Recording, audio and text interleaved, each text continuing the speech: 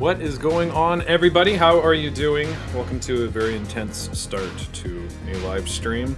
Just felt like I needed to be a little bit more hyped up today, you know?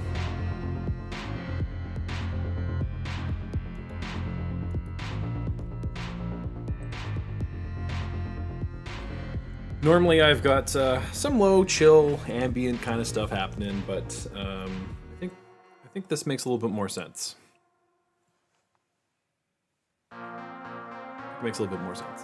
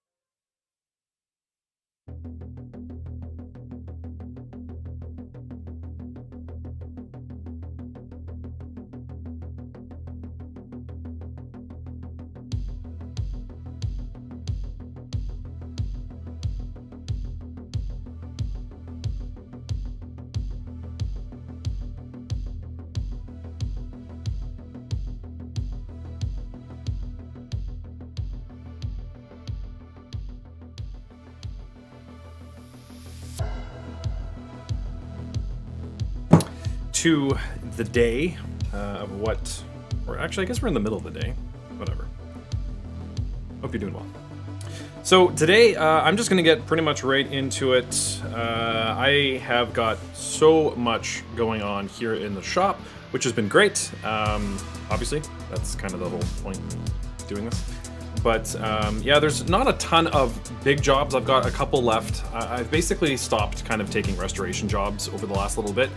I just kind of need to recharge the batteries a little bit, as we're also getting into a very cold season. I'm about to get hammered with cracks and breaks again anyway, so I'm just trying to get through a lot of this stuff, and yeah, today will be just a little bit more, whatever, simple, basic stuff. Except for the one that I have on the bench right now. This is going to be the only one that might be a little bit more challenging. I got some pots to do, a couple of setups, and I got some, I don't want to say authenticate, because I don't do that for legal reasons.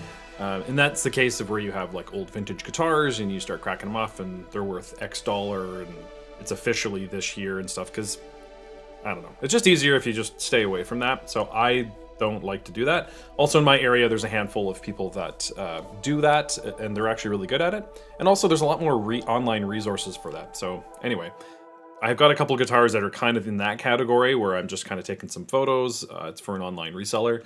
So we'll take a look at those because those will be kind of fun. But in any case, on the bench here first is this wonderful Speed Demon. So this is an LTD. This is, and the reason why I say that this one's a little bit more entertaining is because it is actually a Floyd Rose. So I'll show you how I go through and set this up. I don't really do it too differently than a standard setup. A lot of people get scared when they're doing a Floyd setup. And if you've never done one before, basically the principle on this is that the whole system is floating. Similar to your Strat style where the trem is based off of string tension and the springs underneath, we actually have a kind of a connection. A Floyd is a lot more intense. And of course this one used with the dive arm or whammy arm, you can really drop tone into this substantially. So, and I believe, if I'm not mistaken, I actually have, I forgot about this. I plugged this into it. Maybe I plugged it into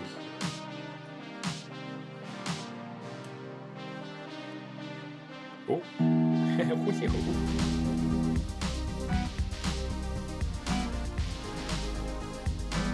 remember where I plugged that into, actually. Oh no, I need to plug it. I remember.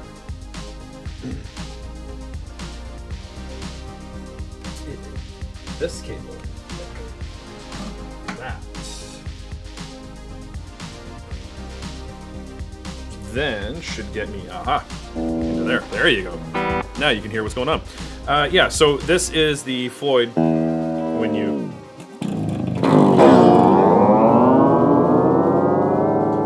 Obviously, a lot of guitar players have made this famous over the years, and because of that mechanism, a lot of people get scared to set these up, and rightfully so. If you, as I was kind of saying, if you've never done it, it can be a little overwhelming, a little terrifying, but I'll show you how I go through this and set it up. And I'm actually one of the rare ones where I like to take the strings right off, clean it all up. That's just part of my setup, and the Floyd doesn't really mess with me as much as it used to. So in any case, yeah, we'll get kind of right into it. So here we go. So as always, the first thing that I like to do is just check my tuning. So in this case, we're in E. This will make a little bit more sense when we get towards the end of the setup. But so, because I write this all down in my software, so when I know when the client brings their guitar in, I know what it's set up to, and then when they say raise or lower the action, I actually have a starting point rather than just kind of hoping for the best. Especially because a Floyd, again, will fluctuate so much. When we take all the string tension off, the Floyd will actually fall into the cavity.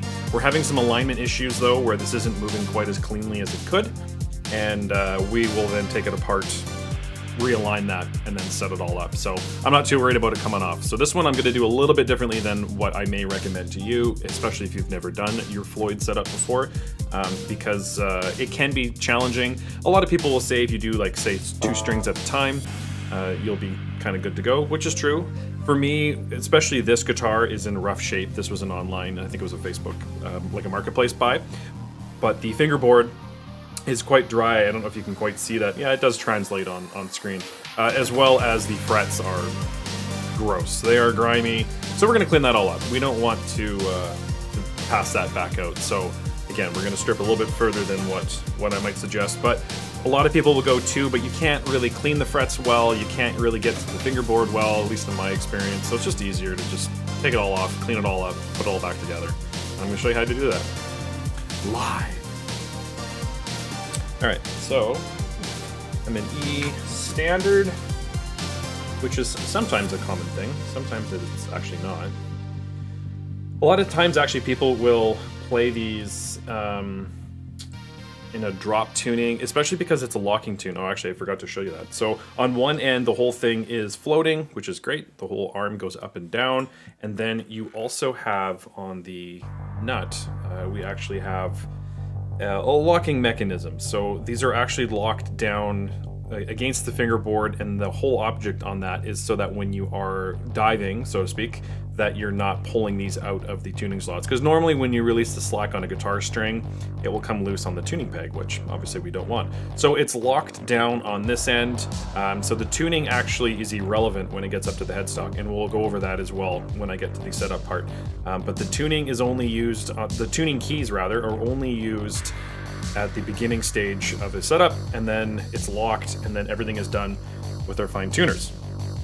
But this one wasn't done correctly either, because all of these adjustment wheels, these actually spin, and that's how we tune it. And as you can see, it would be a very fine adjustment. So if you set this up correctly, you're gonna have the ability of never worrying about it going out of tune, it's never gonna slip, and then also we have enough adjustment levels in case we wanted to do something. So we will, we'll get there.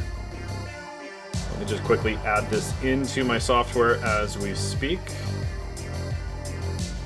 So I've kind of messed with the audio settings a little bit. I'm listening to it with my ears and I don't know if the music might be a little too loud, so feel free to let me know. Feel free to just talk. Let's just hang out. Let's have a good day. I hope you're having a good start. I thought today was Black Friday, but turns out that today is not Black Friday. I spent almost 20 years working in retail. In the last couple of years, it's been me and my own shop. It's been really nice not having to worry about the Christmas rush and Black Friday and all that stuff. What is this guy's name? Oh, I don't even have this entered in yet. All right. Let's do the old-fashioned thing with pen and paper, I guess.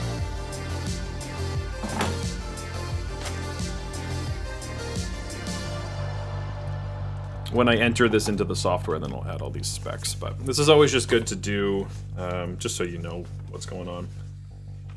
What's happening here? Okay, so we're gonna go E standard.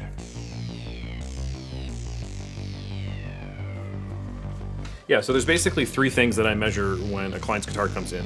This is just how I operate in my shop, but I do this on every single guitar. I don't care what the situation is and why the guitar's in. I just record this, and my software allows me to keep all that on file. So down the line, even if we did a setup and 2 years later, someone's like, man, when I brought it in before, it felt awful, but I want my other guitar set up to that, or perhaps it felt better back then, or whatever. It just gives me a good diary, I guess, of anything that's happened to the guitar. So I measure the string tuning, I measure the string gauge, which is what I'm going to do right now. Especially on a Floyd and a trem, like a tremolo setting, a Floyd Rose, string gauge is crucial. So if you change from a 9 to a 10 gauge, it doesn't sound like a lot on a guitar that's all floating and working on balancing that all out. That's a massive change. So recording that, knowing where we're at before we even get started is a good way to go. It seems like I'm on an angle. Yeah, there we go. All right, so we got 9s, and I was gonna say probably 9 to 42, which it is. Neat. The more you know.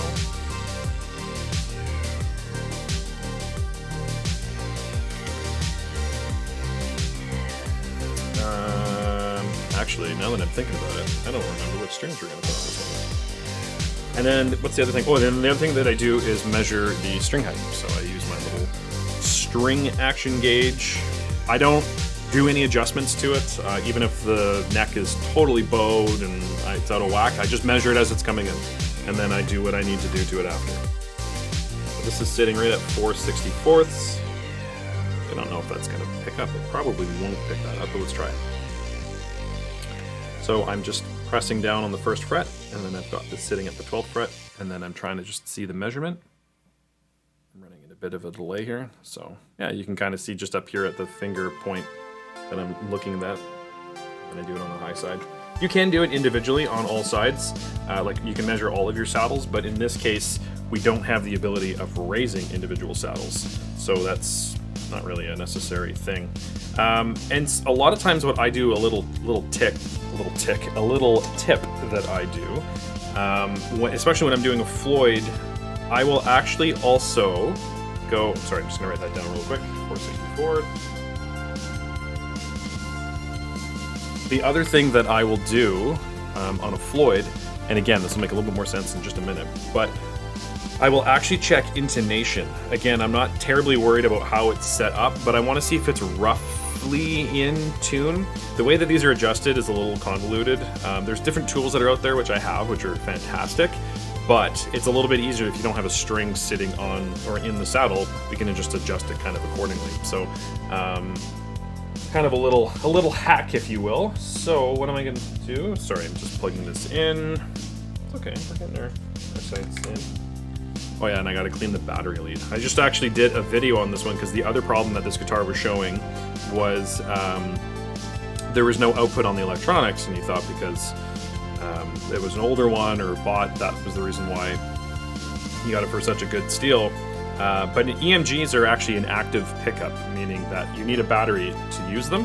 So if you don't have a battery in there, there's no output, and then you've got nothing to do. So we just changed the battery and all as well, but the contacts are a little dirty in there, so I still have the cover off, so I'll clean that up in a minute. We'll do that, and then we can close the back because we don't need it. Okay, so all I'm doing here,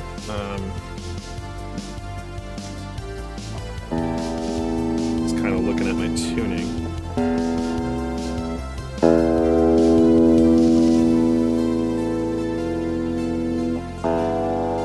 So you want to do this in playing position.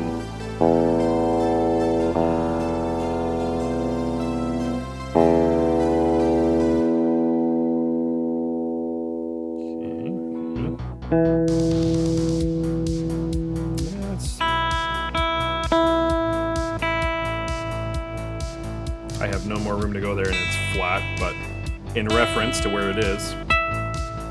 Actually, they're not bad. Okay, so that one's quite a bit flat. So I'm not worrying about the tuning at this moment. Again, this is just a little bit of maybe an advanced tip. I don't know why it's difficult to say.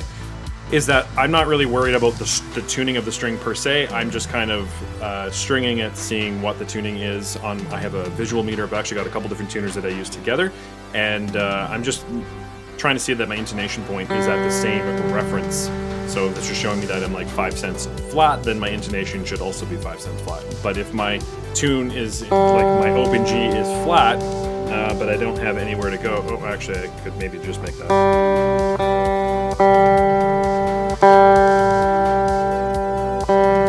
Okay, so yeah, it's just a little bit flat. I got no more adjustment here. So, but when I'm here and then I run it up, that's actually also flat. So in this case, it's going to be, we're going to have to be a little bit more advanced. So I'm not going to worry about it. If it's a little, like if you're close, a lot of times when I take the string off, I'll actually adjust it just a touch. But we also have a really weird angle on this bridge, and we're going to realign it. So actually, now that I say that's maybe a silly suggestion. So my apologies there for having such a preposterous idea.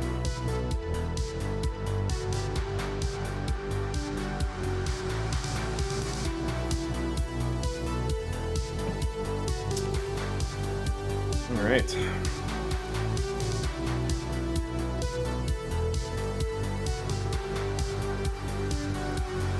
So the next thing that we can do is then just take the strings off. So, and again, I'm not going to worry about floating the bridge. So a lot of times what you can do is, if it's properly set up, everything feels good on it, you can actually wedge. They do make different devices. Don't be careful what you just throw down there, but you can actually wedge the back, because what's going to happen is when we take all of the string tension off, this will actually dive directly into the body, and that's because of the springs that are pulling off on the bottom side. So we're going to have to fully adjust this anyway, so let's just take it off now.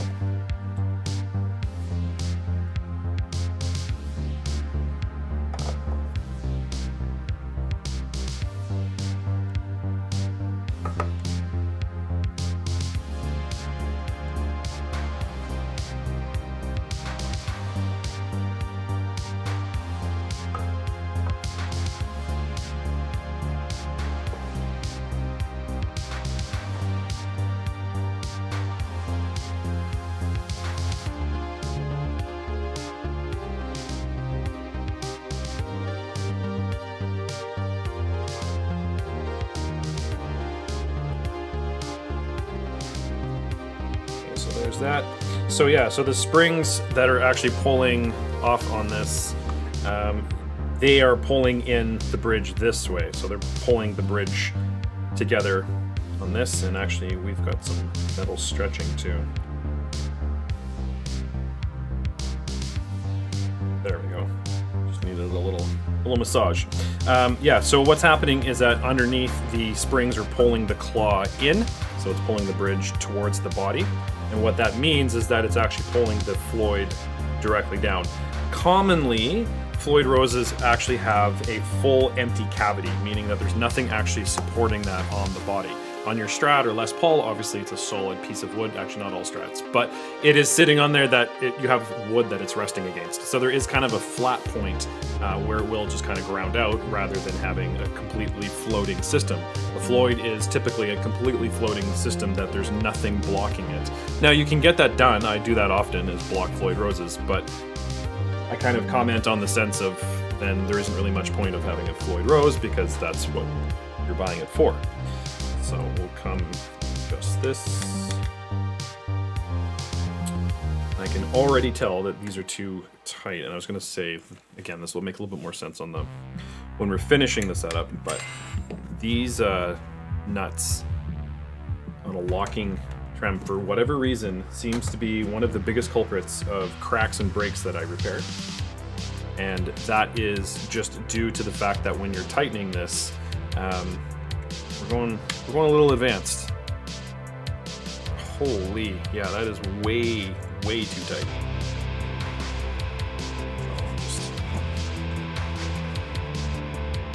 These guys right here. Yeah, it's a very good way, especially if you don't have the right tool, that you're going to strip that.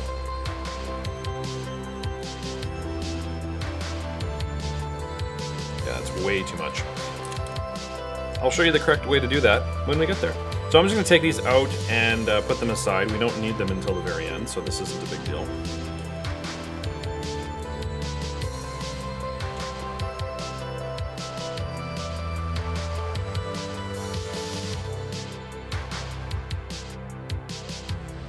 Now talking about that bridge stopper, this would be the idea here. So this is an actual tool that you can purchase, and it just has basically a taper on the inside that you can put underneath. But in this case, it doesn't even fit anyway. Trying to lift this all the way up to get in there is not really a thing that's going to help us. There is another product too that you can do. I am also a fan. I mean, there's many products out here. I personally use the Skyscraper stuff. Shout out to Skyscraper. I'm not sponsored or anything by them, but they make some really cool little tools, and this literally is a block of wood. Comes in a couple different sizes that you can have, and what you would do is actually just block that. It works really well, especially if you're not so proficient setting it up, and that works on Trems and Floyds, that you can actually pop it into the back here and just find the right size. So it looks like it's going to be like this. And you just wedge it in there, and now you can take all the tension off, and that isn't going to move on us, and our setup will stay the same. The concept is with these guys is that maybe actually I'll do a video on this, but because it's a great idea, especially when you're trying to keep everything or you really like the feeling of it and all that kind of stuff. But when you're running with the when you have this trem blocked, you can do all the work. It will stay there and take the strings off, do everything you needed to do. When you put the new strings on and you adjust it, you're going to adjust it to just the point of where that block should just fall right out. And now you know that you've set it up exactly back to where you had it. But in this case, we don't want that. So we're going to pull them out. But a couple different tools that you can use to just kind of keep that in check. And that's honestly is probably one of the biggest things. Because what happens when you string it up, and it will probably happen to us, but what happens when you string it up is you do one string. The trick, and again, I'll show you all this as it's happening, but the trick to these is because everything's just floating, if you just bring your low E, for example, all the way up to pitch, and then you go to your A and start tuning that all the way up to the pitch, your E actually is going to go flat. And that's just because all the string tension is just a balancing act, and that honestly is the most frustrating part for people when they're learning how to do Floyds, myself included. Until I did a few thousand of them, they really were confusing. So there's tools to help you with that. So at this point, we're going to do everything as we normally would, whereas we take the strings off.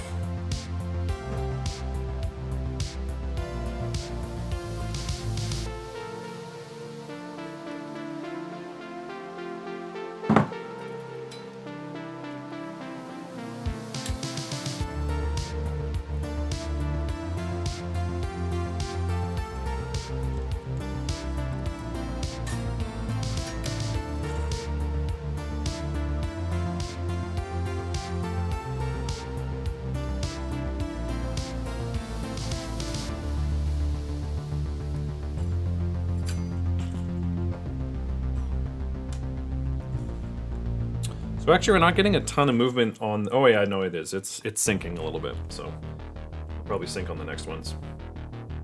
Sometimes also, just as a safety hazard, I actually do know guitar techs that wear safety goggles. Totally understandable. I've done Floyds before where you start, especially on old strings, where you start taking it down, and because all that tension's pulling it in, that one of the strings snaps and all of a sudden pieces come flying out because the strings are all old and corroded. Because the tension that's underneath these can be quite intense.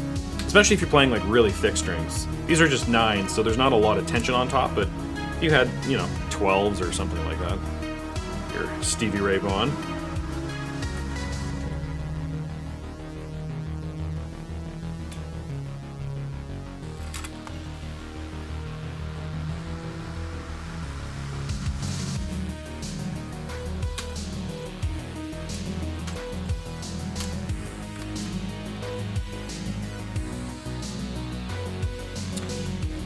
Okay, so it actually didn't sync quite as much as I thought it would, so that's good. Because sometimes it can make this next step a little challenging. So I realized that was out of screen, but the other end I'm just taking strings off of a tuner head. You've seen that before. On this end, what we actually need to do is loosen this back set screw. So yeah, of course the black is very reflective. So chilling right here, can I get that into better light? Maybe. Sitting right here is we actually have this set screw, and it's a screw that locks into the block, which holds the back end of the string. So we'll just loosen that, and then the string comes right out. So on one end, there will actually be a cut, and that gets pinched up against the saddle, and then the other end is also bare end. So you are cutting the ball end of the strings off here. You'll also notice how I'm using the Allen key. This is, again, a really, really common thing. A very easy thing to do is when you use an Allen key as you normally would, and you want to pop it in this way and pull it and add all that tension, that's a little tiny screw. And especially if it's been old and been sitting there for a while, there's a really good chance you're going to strip that. Yes, it's replaceable. Yes, it's an easy part.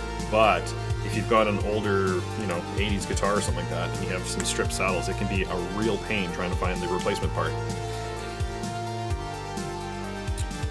A Kaler comes to mind. I did a Kaler not too long ago, but the old, well, it was a little while ago, but I'm trying to remember the name is, but it was a mid-80s Kaler, and the guy bought it off of, I don't know, someone else who thought he was a tech, but he was a machinist, and he had all these like ridiculously advanced tools, and so he just used like torque wrenches and stuff to pop it in. Anyway, stripped everything.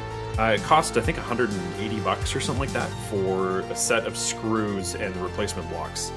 I had ordered from a specialty place in Las Vegas, and blah blah blah blah blah. Point is that sometimes you can, sometimes it can be a little challenging to try and find that stuff. So, just use care.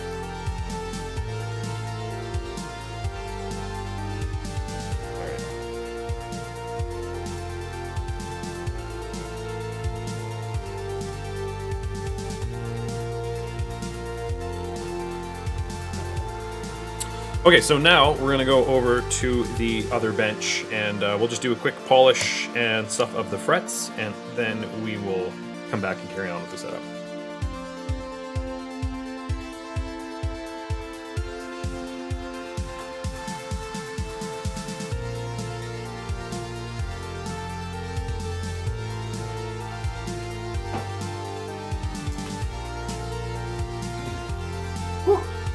Oh, I know what. Forget this every time. My son likes to come in, and there we go.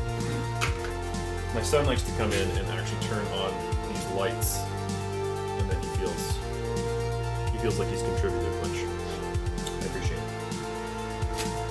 Okay, so the first thing I'm going to do, as I always, is tape off the pickup, because we don't want to get any stuff stuck in there. I am still a fan. Everyone has their own opinion on this. I still like to use steel wool on the frets. It just works really, really well of cleaning it, but you have to protect your pickups because you don't want any of that stuff getting in there. You'll actually file it out. It doesn't take long, it's just a quick scrub, and that's really what I like about it. So that took me about 5 seconds, and I don't know if you can even see the difference. It's like it's this one right here. So there's this very substantial difference, and that is just kind of step one.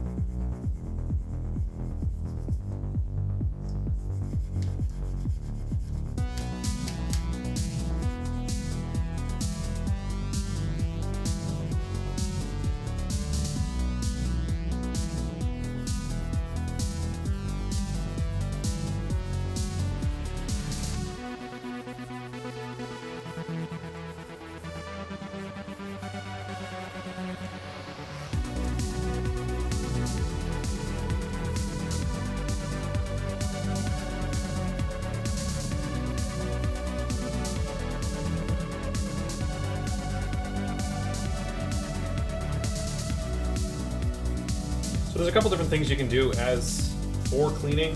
Some people use a metal brush. I used to use a Dremel, like with a polished cloth. You kind of find your own rhythm, and then also keep in mind I do this professionally as a career, so me sitting on a bench with a Dremel for 2 hours is not really the most cost-effective way. And I say that because you have to take your time and be careful with it. With that also being said, though, I'm about to use a Dremel, but I use a polishing wheel. It's kind of just like a final touch. The other thing that I was really finding is using like a metal polish on frets can create a lot of residue and makes your fingers black and stuff, which I wasn't a huge fan of, so I kind of opted to go away that. But that's the funny thing, a lot of the tech friends and stuff that I share with online, we all kind of do the same thing and keep talking about different tips and techniques and what works for everybody, and we all kind of just try each other's and go around in circles, and this seems to be the one that works for me. I don't mind spending the extra 30 seconds and doing the steel wool, just because it moves very quickly. You don't have to really do anything. Obviously, if it was really bad and I had to level frets, and then that's a whole other conversation. But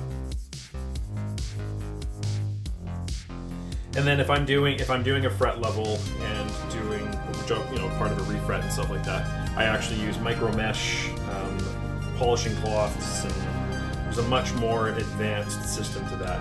I don't do that on every setup because obviously that's time consuming. But when I'm charging for a setup or a fret level or something like that, so I kind of have a couple different tiers of cleaning, if you will. They all generally provide the same kind of nice system. Obviously, a well-polished fret is going to give you so much better tone. I'm a huge believer in the crystal glass effect.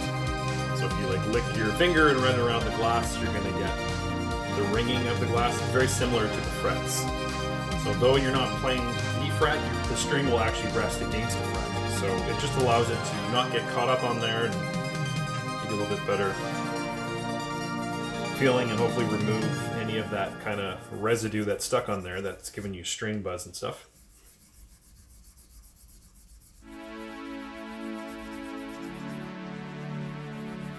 It's really funny though, I always say about this stuff, because it's, everyone's got their own thoughts and beliefs, and which is great, it's awesome. But at the end of the day, we're all playing the same G chord. Just let me know when I'm supposed to start wagon wheel, that's all I need.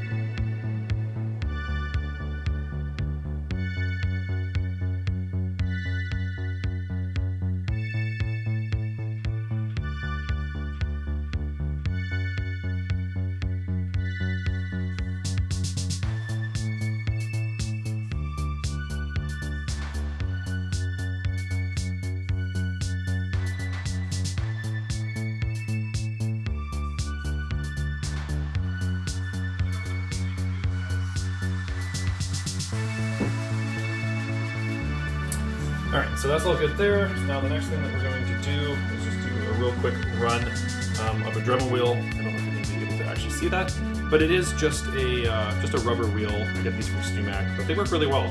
They come in a couple different grits.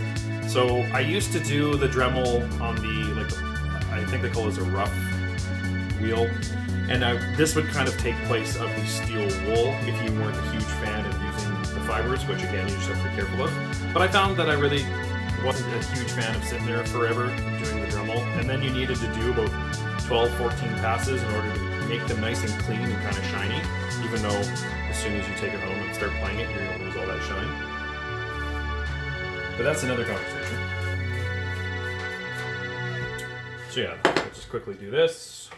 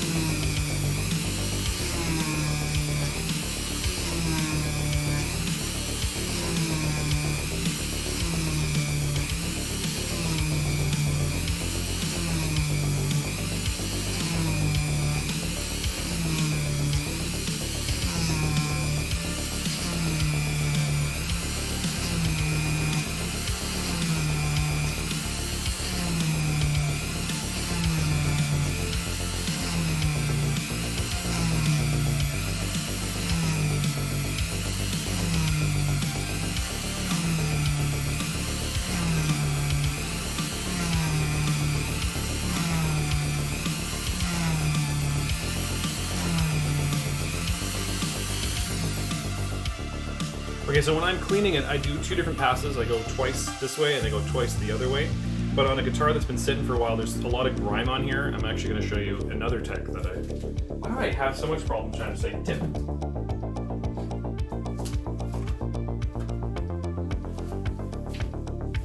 And boy, oh boy, is this a controversial one. So these are scrubbing bubbles. These are what you would be using in your bathroom. I am not a fan of taking a small razor blade and scraping the fingerboard. It is satisfying, but it's very easy to get this unlined, or you go too far on one side because it perhaps is a little bit dirtier than the other. We don't necessarily need to go crazy on most fingerboards. Of course, there are those examples where things are disgusting, but I use this in turn of a razor blade, and it was the smartest thing I could have ever done. Again, talking about those awesome loots that I follow and hang out with, but this is just one of those things where it just speeds everything up and it goes very quickly. Now, the couple concerns that generally get asked when I show this, or they see it on my Instagram or whatever, is that's going to ruin the finish. Now, I will start by saying any sort of vintage guitar, I will not use this. I will actually take the time and do what I need to do. But if any examples, I have a whole graveyard of guitars behind me. I've actually sprayed it directly on the finish and just let it sit overnight, just because I wanted to see if something was going to happen. Nothing happened. We didn't have any sort of burn or anything like that in there, which is great, obviously. And this whole process is under 20 seconds. And all I do is a very light passing on it. I don't go crazy on it. So it just foams up, obviously, as it would in your bathroom. And then I start on the body first, and just any of that overspray. And then I just kind of scrape it, and as you can see, it just takes all that grime and everything off. And especially if the metal, you get all these weird black spots, and I just take that all off, and you can see that. It's pretty gross. So using a razor blade, you're actually bringing that into the air, you're breathing that in. Yeah, I'm good. I don't need to be doing that. So this has been awesome, and it speeds things up so quickly. You get a nice, clean, polished thing, and now again, I'm going to come back and do another 2 takes with the same polishing wheel. And now that we've also cleaned off any of the metal debris that we had, it's also giving us a really nice shine and polish. And then when that's done, then that allows me to oil the fingerboard and give it everything it needs. Just make sure you're catching up the side. So there you go. I should have started the timer, but it was a very quick procedure. But now everything is shining and the cloth is disgusting. But most importantly, I didn't breathe that stuff in. I didn't have any of those fumes that I'm having to do. That's someone else's finger cheat. Ugh, it's gross. So, the scrubbing bubbles is a great little tool, great little tip if you want to just kind of do this quickly. But obviously, you know, be aware. I haven't seen, I use this on almost every guitar that I do. I've never ever seen a problem, but there could be, so beware. All right, now we'll just do 2 more passes, come back the other way, and we're done.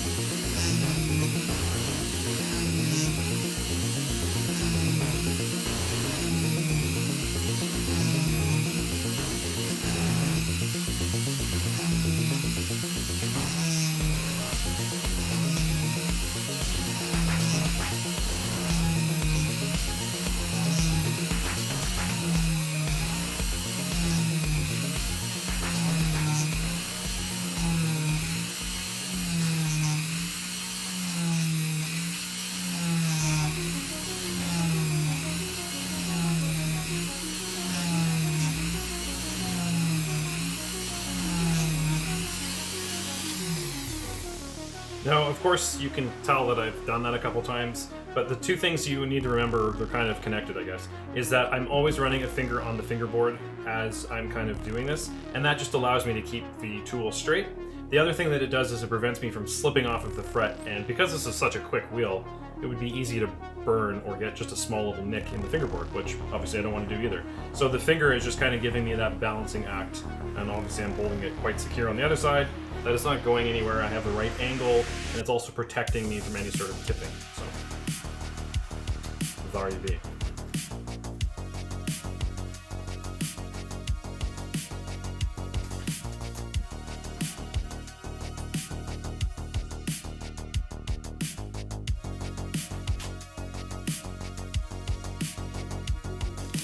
All right, so now that we're back over here,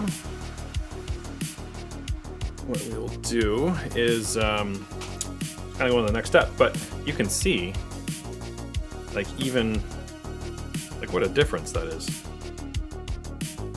Looks fantastic. And that didn't take us very long, you know what I mean? Like, that only took a couple of minutes. Obviously, there's different tiers of polishing, and everyone has their own belief on that. Not to say that one guitar is worth more than another or anything like that, but I got a lot here. So if I spent a ton of time cleaning every single guitar, it's tricky, but also I want to make sure that everything is getting the care and attention that it needs. So that's why when I first started doing this, especially on my own, I did the primo top, but I'm spending an hour and a half polishing frets, trying to find the best technique, trying to get into all the corners, polishing, removing all the scratches, and now all of a sudden it just wasn't lucrative in the sense of worth my time, right? So there's obviously a threshold there, and again, that's the service that I do on every one of my setups, and honestly, from experience, as soon as you put strings on there and start playing it, you're gonna lose this shine almost immediately. So there isn't really a huge benefit. While it looks great and it's very satisfying to create that and also hand that back, it dissipates very quickly. So it just seems kind of like a loss of time to an extent. So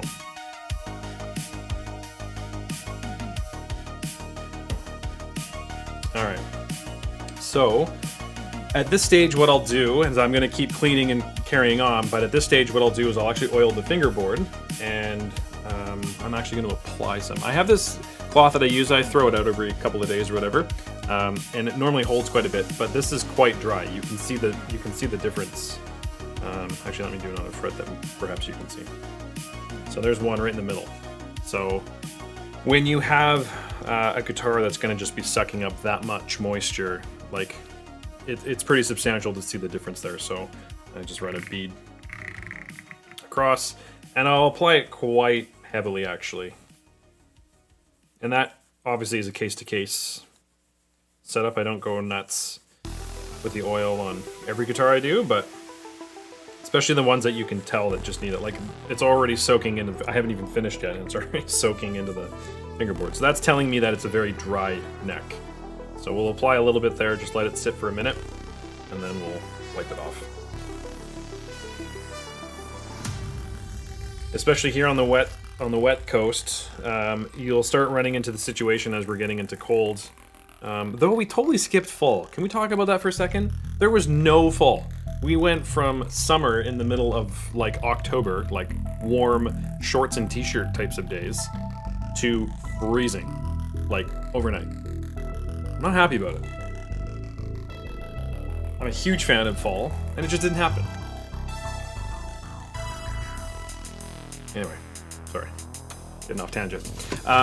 But especially in getting into this colder season, and this is the same thing with like an acoustic bridge on your guitar, as well as the guitar itself, but when you have a really dry fingerboard and stuff, that's when you're going to start to see splits. Now, it's an easy fix if you know what you're doing, but it is one of those things where if you have a split that comes all the way down to the fingerboard, it can sometimes be a very terrifying thing to repair. So you just have to be cautious with that. Keep the moisture in there. I generally actually oil every neck on every restring. There's some people that I do it every third or fourth restring, and I mean, that's fine. You do whatever you need to do. Just make sure that there's some sort of moisture going into the guitar, especially when there's a drastic change, like summer and winter. You need to address that accordingly. So the only thing I'm gonna do on this one, and of course it's behind. Oh no. So I'm gonna use a little bit of naphtha here. Again, because this guitar is not like, this guitar was purchased and then now it's gone to its new owner. I'm just gonna kind of remove all of the unnecessary gross. So I just use a little bit of naphtha or lighter fluid and just give it a quick wipe, and it will streak and give you this kind of weird look, especially on black. But all we're doing is removing all the fingerprints and oils and corrosion and so forth, which is not generally something I want on my guitar. Black is a very difficult color to make look fantastic without having like a buffing wheel or something. So, but we'll make it a little bit prettier. There have definitely been some repairs that have happened on it. I don't know if you've seen it as they've been moving around, but there's some finish drops and stuff that we tried doing with some Sharpie. It looks passable. All right, so we'll let that kind of sit and streak up. And what I'm gonna do actually is take this out and just clean the cavity. We're gonna leave the fingerboard for just a second. And we'll just turn this over and just take these springs out. Now, the only reason why I'm doing this is because I want to just clean everything out and start over. Like I said, there's some weird alignment issues. So the easiest way, especially when there's no tension on it, you can just take the springs out. And I'm just going to keep them in the same order that I had them out. Obviously, we all know the importance of that. So now, this will just come right out. And the other thing you want to watch out for as well, which we had come here, is the saddle block popped out. Now, this is actually what you're pinching in the string block. So when you are putting the string into the back of this, you're putting the string into the saddle, and then there's a block that actually goes in front of it. The string is going to go right in here, as such. Then when you tighten it, the block pushes it up against it, and that's really what's holding that whole system secure. Now, some people will take the block out, put the ball end in, and put this in, but that isn't really something I'd recommend because there isn't generally enough room for that. And if you do this correctly, you'll be just fine. So you just want to be careful in that when you're kind of moving it around. I'm also double checking because I think these are loose. At least one of them was. One of them moved on me. And then they were sitting crooked in the guitar, but now they seem to be leveled out, which is ideal. That's what we want. So I'm just taking a brush and getting rid of all the dust and stuff that's in there. Not really an integral part, but I just like to do that bit.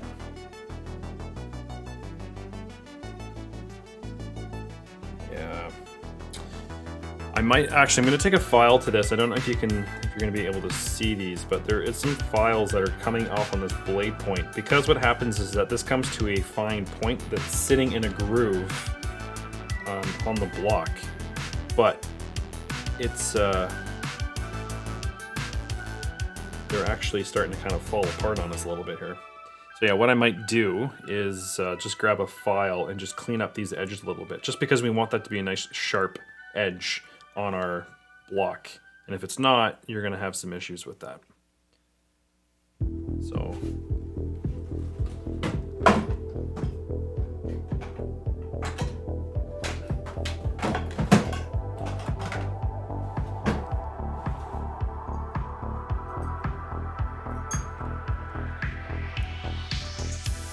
So I'm just going to do this off of the bench because I don't want to get that metal on, but all I'm doing is I'm just kind of like keeping this angle together, and we'll just kind of file it down. But I'm just doing it off of my bench because I don't want those little metal shards to end up on my next guitar.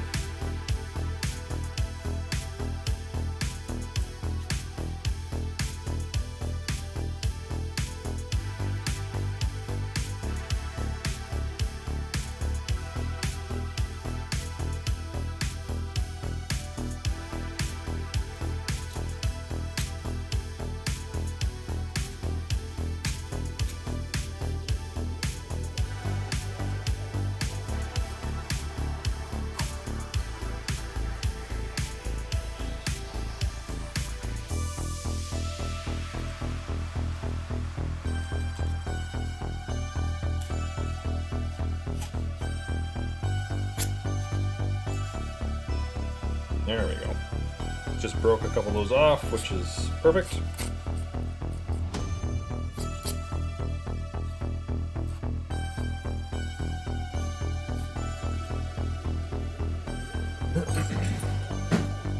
And that's all we needed to do.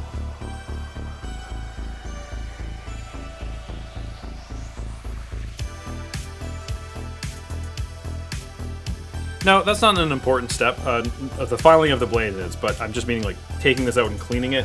It isn't something that you obviously always need to do, but especially when you don't have things that are lining up, it can help you.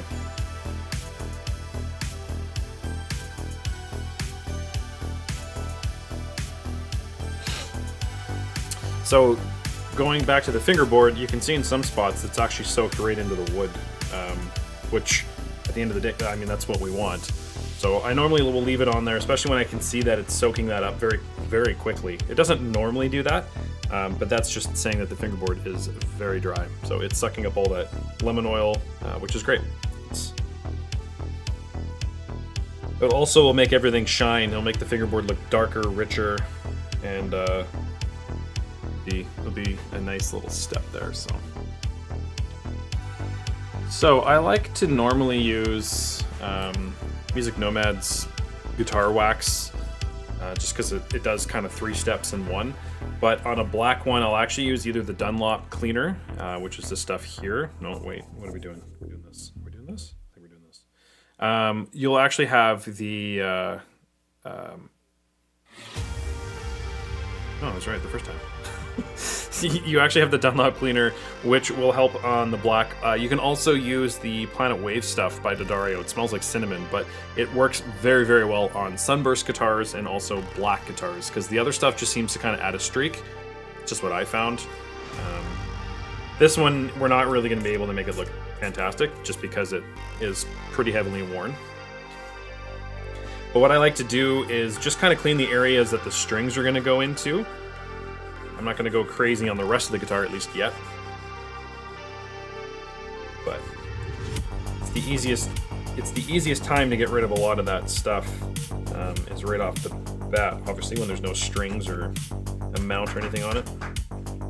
So yeah, it actually gave us a little bit of a luster there, which is nice.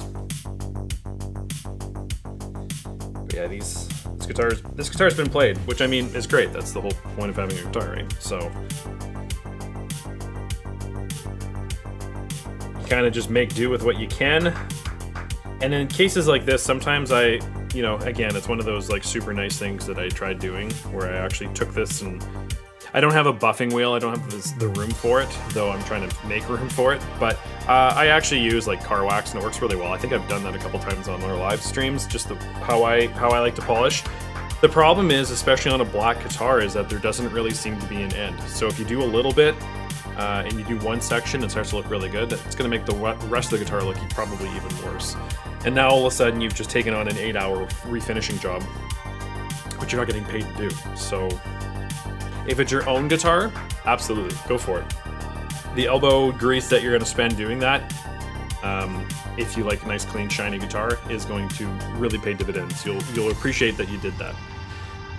If you're a guitar tech trying to make, you know, multiple guitars going out on a regular basis, trying to make money doing this, I might not suggest going quite that far, but you gotta do what you gotta do. Like I said, the first couple of guitars that I kind of did, I went a little intense on that. It was good. It was a good learning experience to be able to pick that up, but it was unnecessary, and it took me forever to get the job done. So, all right. So now I'm gonna just give the fingerboard a quick little wipe. Make sure that.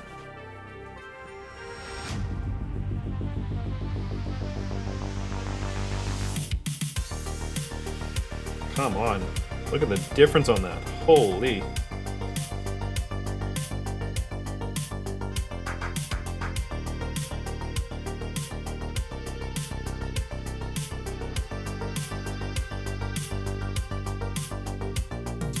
So that looks much, much better. You can just see a nice, really clean shine off of that. The fingerboard looks fantastic. There isn't really any dry spots on that, so that's kind of what we're aiming for. At least that's what I aim for. I do this on every one of my setups. I'll go to this level, which again, it seems to work.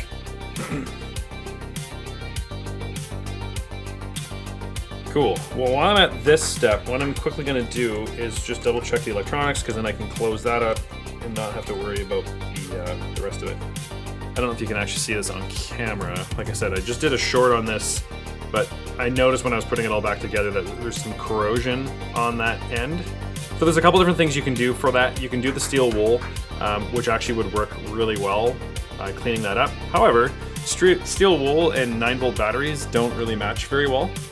So the next thing that you're going to want to do is get some vinegar, which I actually don't have down here, mainly because I cannot stand vinegar. But with cleaning like calcium deposits and like battery corrosion, it's honestly is one of the best things you can do. So I'm just going to run upstairs and go grab some. One sec.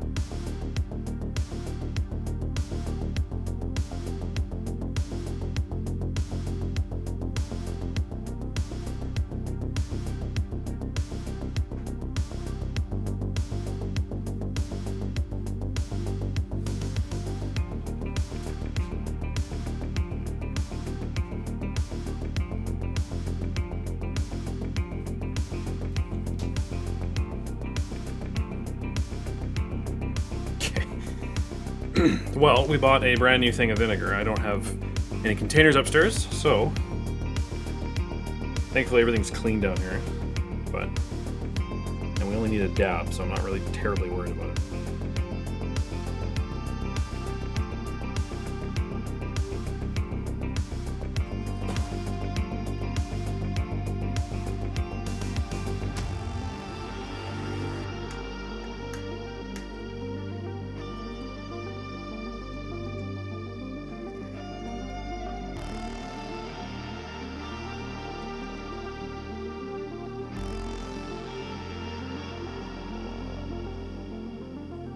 And just like that. Just a quick little wipe. And all the corrosion just goes away. Ugh. Oh. It's funny, spraying lacquer, solvents, even some pretty aggressive solvents. Accelerator for doing like super glue and stuff. Doesn't bother me. Vinegar? My goodness.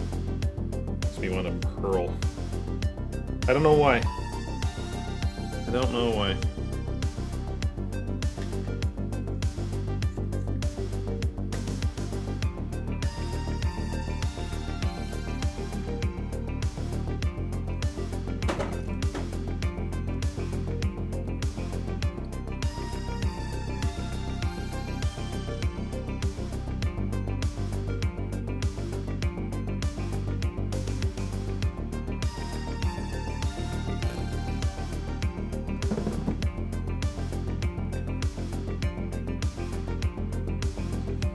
Alright, so that's clean. We'll just give that a sec to dry, and then I'll just do the top part, and then we can put this back together.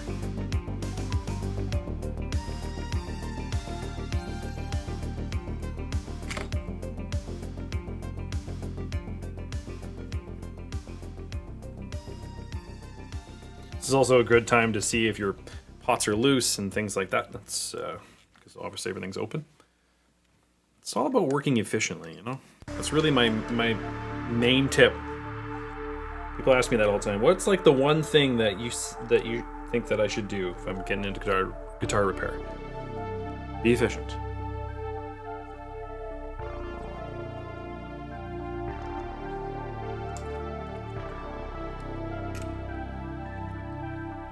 If you want to make money. It's not even about making money. I don't make, but you know what I mean? Like, it's just sitting over one guitar for 12 hours, which I do know people that do that. And that's not a slight to them. I just don't understand, A, how you can even take that long on a guitar, but that's, I mean, again, hobbyist versus doing it for a career is two different things. But if you took your car to a mechanic and it took 12 hours for them to take a tire off, you might question what they're doing. Okay, so let's throw this guy back in, and that should be sitting in there nice and groovy. There we go. So I think that's actually all it was. The whole assembly was not pivoting, and I believe that's actually what it was the little fibers that are inside of those blades. So give yourselves a round of applause there.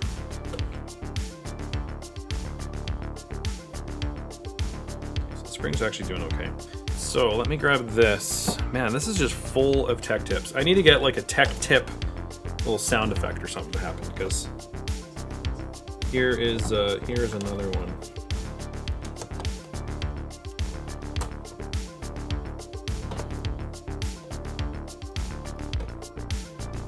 So it sits in there, putting the spring back in.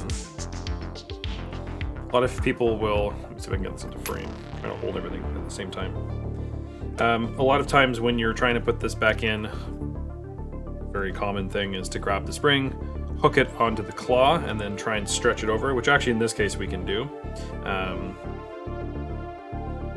The next one will be tricky, so let's get this set up.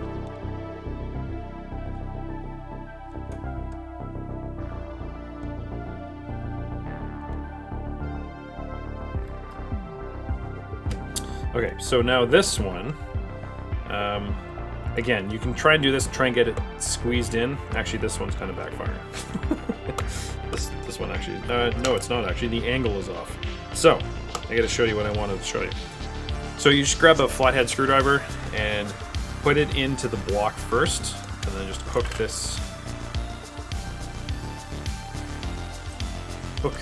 in, and then just put the tip over the blade and then just pull back, and it will just kind of snap right into place, which is nice. So I'm just going to make sure this is aligned before we add more tension underneath.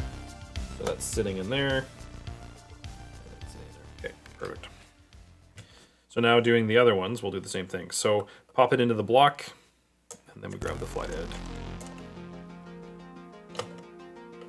Through, over, and you just basically pull it the other way, and obviously physics will take over.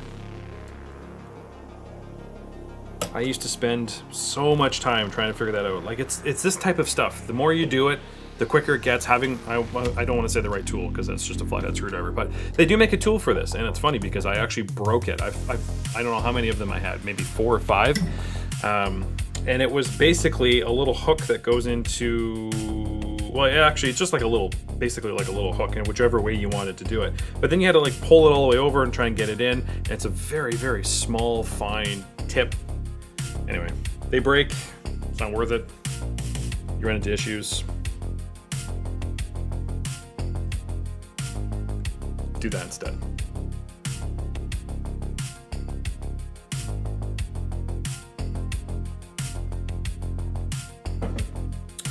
Man, I feel good. I don't know why. I feel really good today. I would say that it's because I had a good sleep, but that's never a case. I was up late last night working. Obviously up this morning working. No. It's always work, but I like what I do, so I'm not complaining. It's just sometimes it gets to be a lot. Okay, so we'll clean the back end, and I'm just taking a brush. I got rid of my really high camera angle because I prefer this one here now where it is a lot more than way up top. But all I'm doing is I'm cleaning the headstock. It's not very exciting stuff. Actually, I could probably do this. No, you can't do that. Never mind. That also doesn't get it. I'm just cleaning the headstock. I'm taking a brush and I'm grabbing a polish cloth.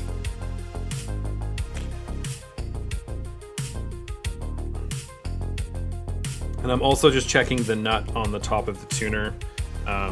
So as I'm kind of cleaning and dusting and stuff, what I'll do is just double check that this end is tight, that it's not moving or sliding in there, because that's going to be tuning stability. Again, it's a little bit different on this one because the tuning stability actually is going to be up on the nut, not on the tuners, but it is just generally good practice to kind of get in the habit of doing that. So I do that again on every guitar. Sometimes I actually will take a wrench to it, but you can generally tell by finger strength if you're having any issues with that.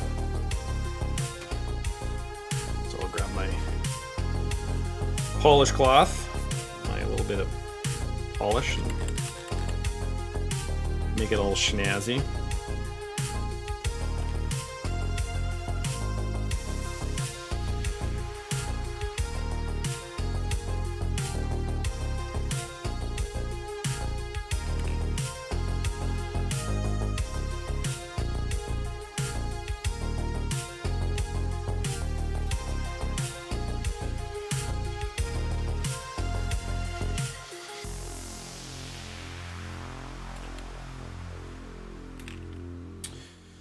All right, so got that, got the fingerboard, looks fantastic, the frets look great. We are ready for strings. Yeah, what are we gonna use on this thing?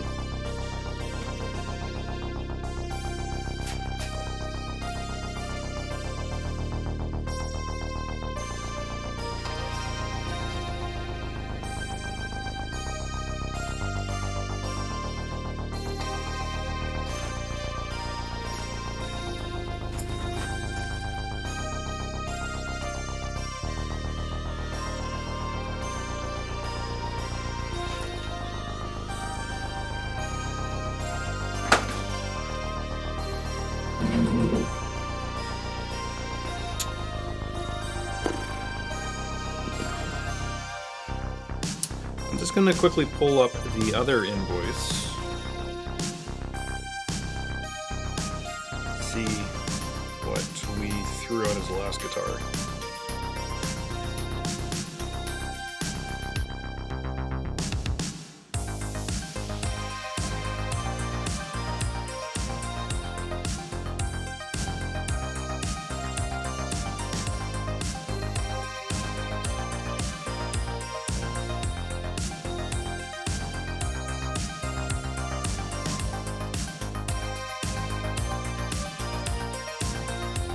Okay, so same string gauge, 942.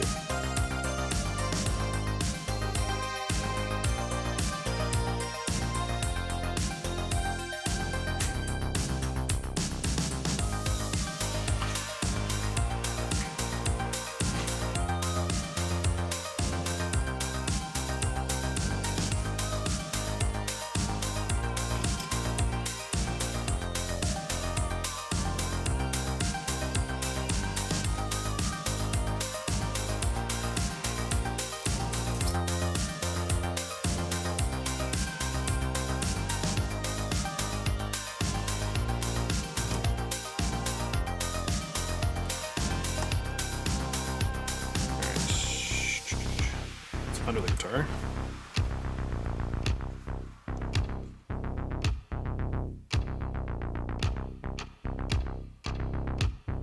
Ugh.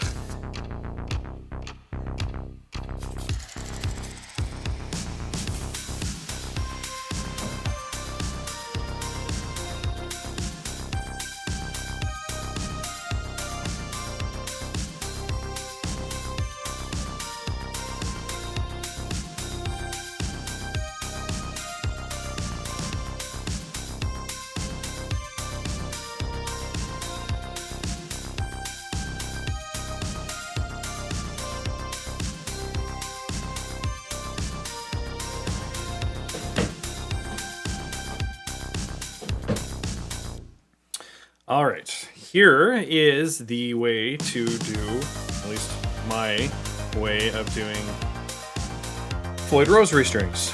So you obviously have the ball end at the end of the string. Some people will leave that and actually put it at the headstock end. I mean, you can do that, sure, but in my opinion, I think that looks crazy. So, and then also not so much on your higher strings, but on the lower strings, they actually don't cut them, which is kind of a funny thing. So now you all of a sudden have this string end that's sticking in there. I've seen people that talk about that, and the reason why they do that is to give it a little bit more strength so that it doesn't slip. I mean, I get that, but that's also not necessary. So just cut the end off, and then we're actually threading it. And of course, with this black guitar, it's a little challenging. Let's see if I can help the situation here a bit. Just so you can see what I'm doing.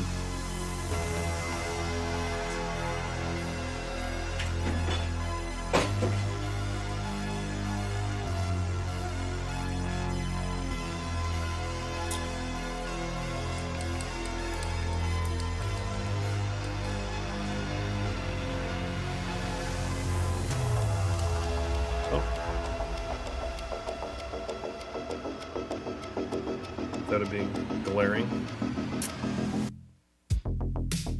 No, not at all. If we went a little bit dimmer.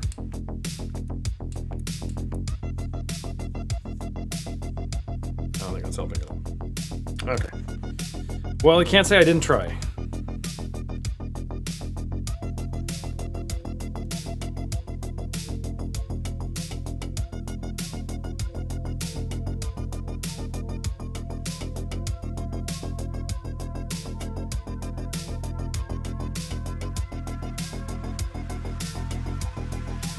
All right.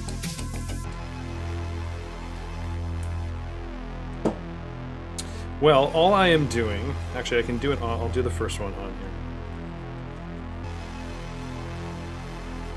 Let's closer.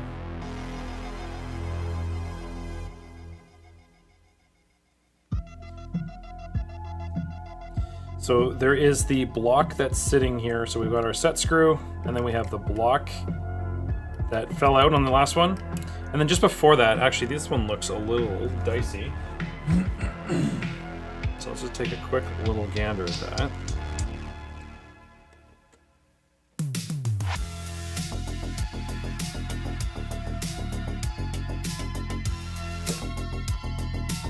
Sometimes they easily come out and sometimes they don't want to come out.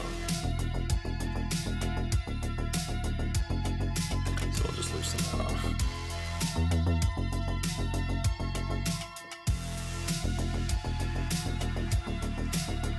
There we go.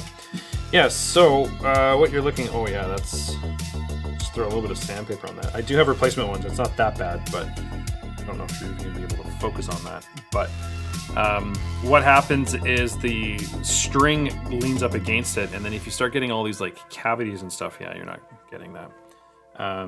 But there's a lot of scratches and divots in there.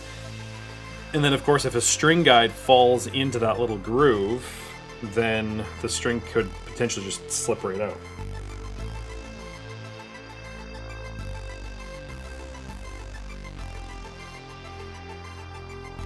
I'm just going to take a little bit of sandpaper and honestly just like a couple times go over it, and that will give us what we need.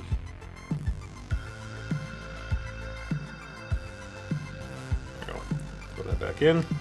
And then when you do that, also, I would show you, but apparently I can't. Just make sure that you're putting it in the correct way. There is a little recess of where the end of the nut, or the end of the saddle screw will go.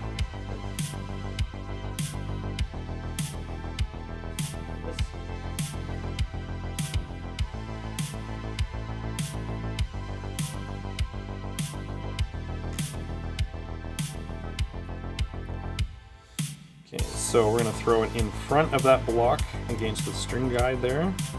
We're going to push it all the way down until it starts kind of bending. And then here's probably the biggest part of this, is when it's the same thing on this end, it does not need to be tight. So I'm actually using the long end of the Allen key. So a little bit further just because we had to back it off to pull the block out.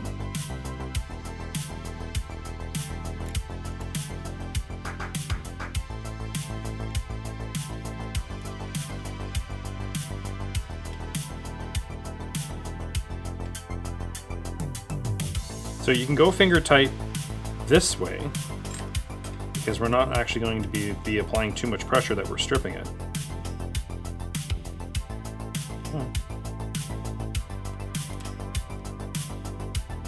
There it is. And that's all you need.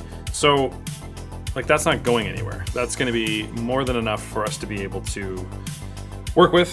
And then yeah, we don't have to fight with it or anything like that. I'll do the next one just because I'm going to change the angle. So again, take the string, cut off the end, and I do it before obviously all the winds. You can't, yeah. I do it before all the winds at the end. I just want the clean string, and same thing. Back this off just a touch, just so I can get some movement in there. Push this up against the saddle. This one actually doesn't look bad.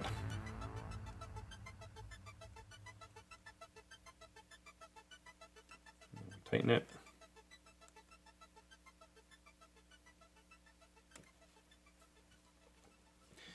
There you go.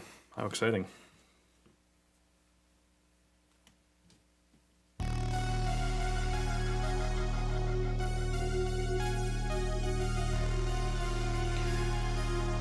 Now kind of putting this back into a position that I can work with.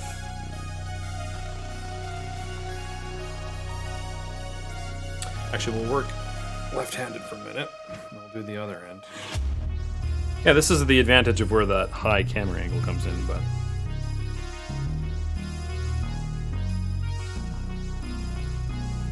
I don't have it, so alas. Okay, so you have to pardon me, this might be a little clunky because I'm doing this now totally reversed, backwards, upside down.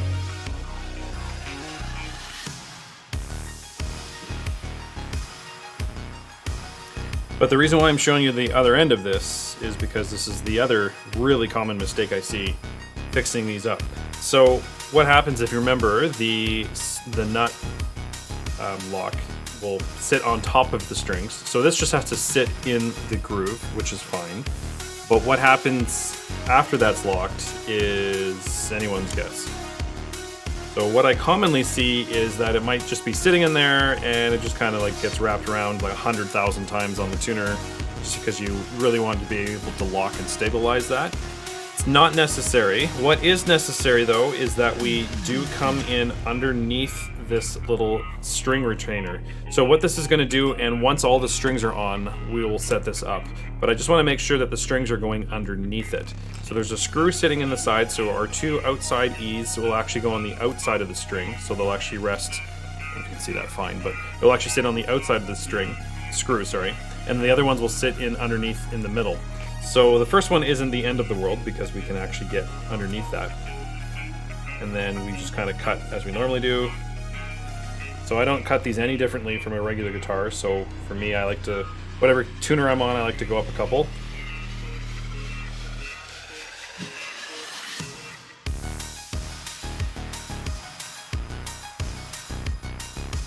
Oh my goodness, this feels totally crazy. Yeah, I'm going the wrong way. There we go. Alright, so over, and then under. So I'm not doing anything different on the tuners or the tuning peg side. And then we'll bring this closer up.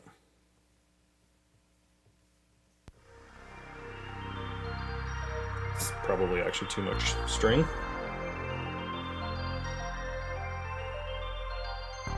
Certainly too much string. But I'm also not going to go crazy on this. I just want string tension happening on the bridge. I don't want this to be doing all of the work of holding the whole bridge up, but just enough that it's tight. Like we don't have a lot of slack in there. So, and now at this point, it's also fairly easy to still get it in underneath the string tree, and then over this guide. So we're going down the fingerboard, through the slots, underneath the string tree, and then to your corresponding tuner. And then we'll just do a couple more winds just to get tension on it. I just don't want it to slip. I'm not trying to bring it up to pitch or anything, but there we go. So now that's not going to move anywhere. So let's do it again. On the B string, I'll make this look super awkward again. So a little tip that I like to do, because now we're on the inside of these screws, so it makes it a little challenging to actually get it in. And this one, obviously the headstock's all scratched, but I don't want to make that worse. So kind of a little thing you can do is just actually put a pretty good bend in the end of the string. Because we're going to be cutting all this off, you're not actually wrecking anything. And then just throw this underneath the string tree. And then when you get the angle, you can actually it just kind of kicks up on its own. Well, not so much on the thinner strings, but the other ones, they'll actually just pop right up. Super easy to catch, rather than it kind of sitting along the headstock, scratching it all up. I don't want to be that guy. I'm going to cut a little less. We don't need quite as much on the tuning key. That was a little excessive. Because also it doesn't really matter, because it's not. It's really just to get it up to pitch the first time. So again, we're going over our wind and underneath our wind.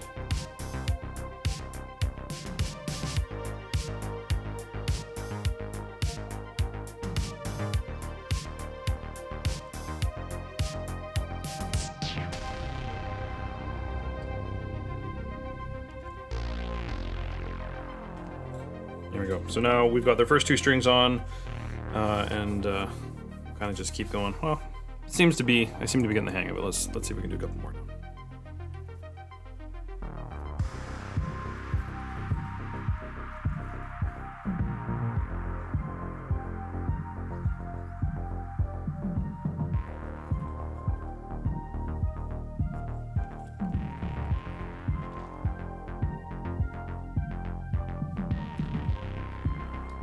Actually, we'll do what I was thinking about doing the first time. But I just didn't.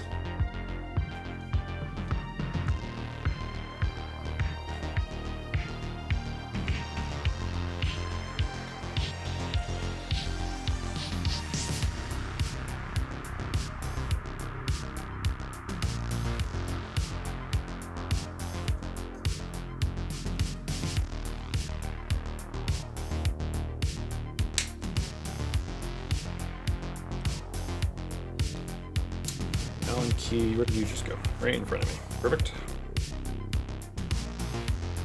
So again, just back it off a little bit, and I'm just kind of inspecting these as we go, just make sure that there isn't any like corrosion and stuff, especially if you have like a really sweaty player or yourself are really sweaty.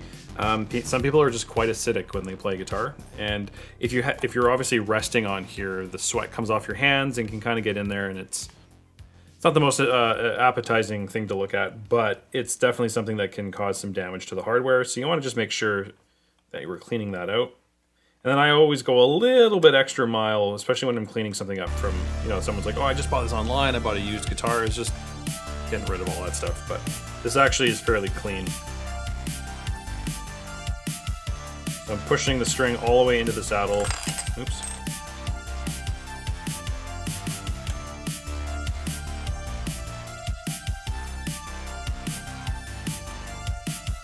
I'm going fairly tight, but I am doing it finger tight, and I am doing it with the Allen key and the long form rather than all of my torque on there, because that's a lot of pressure on that screw end. So I'm just actually going to do all of the ends, and then the other side will make it easier. So we'll cut this.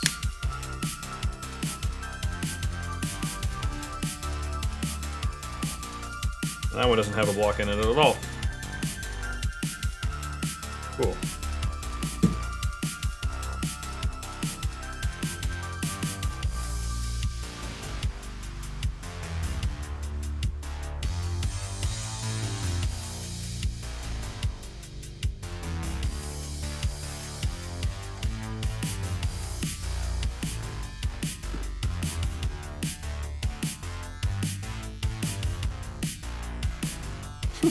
Sweet.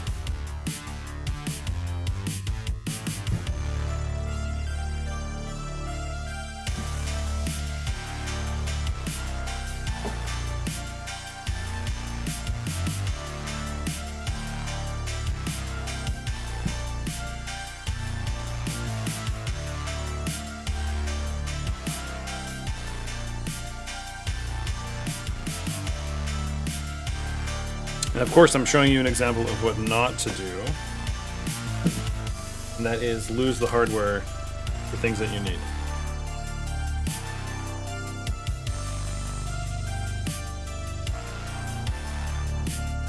Okay, so I probably fell. This is my favorite game, is getting on your hands and knees looking for a small, tiny screw.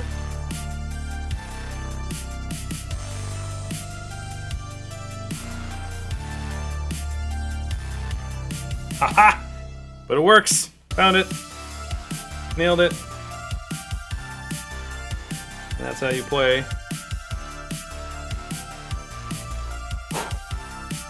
that game.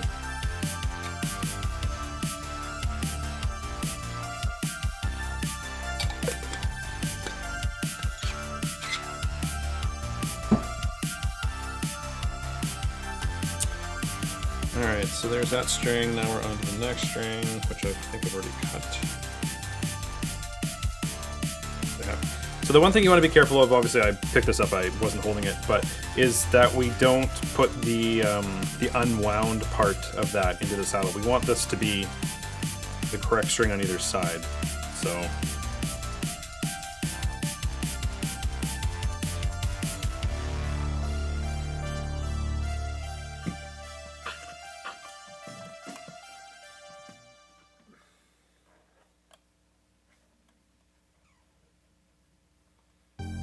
string all the way down to the bottom.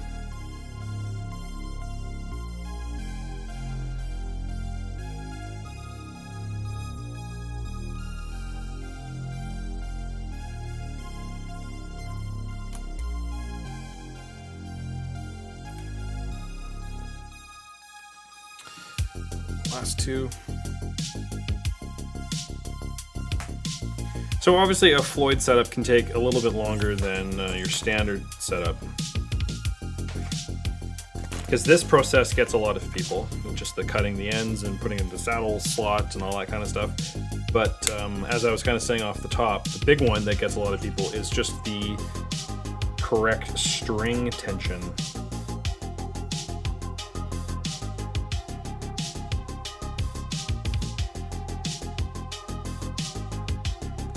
So what I mean by that is having the ability of matching the string tension pull versus the springs underside.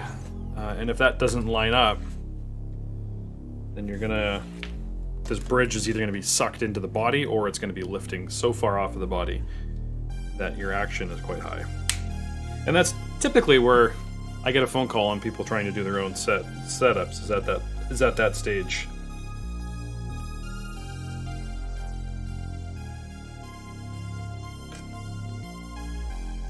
So there we go. So now all of the strings are in the saddle, and now we'll flip around to the other side.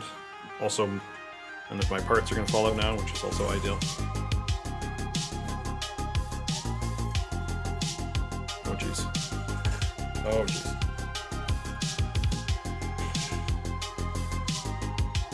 Oh my goodness. What is happening?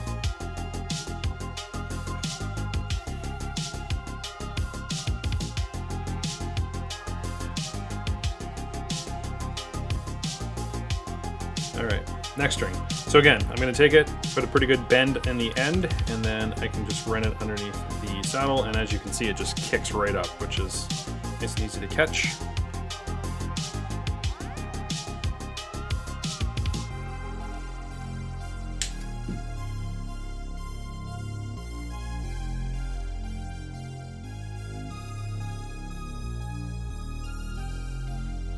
We're going over. Under.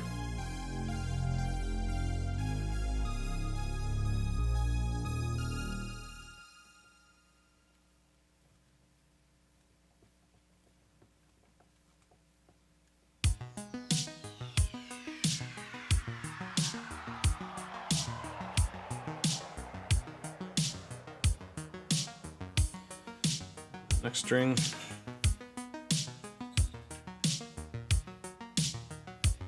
Big old band.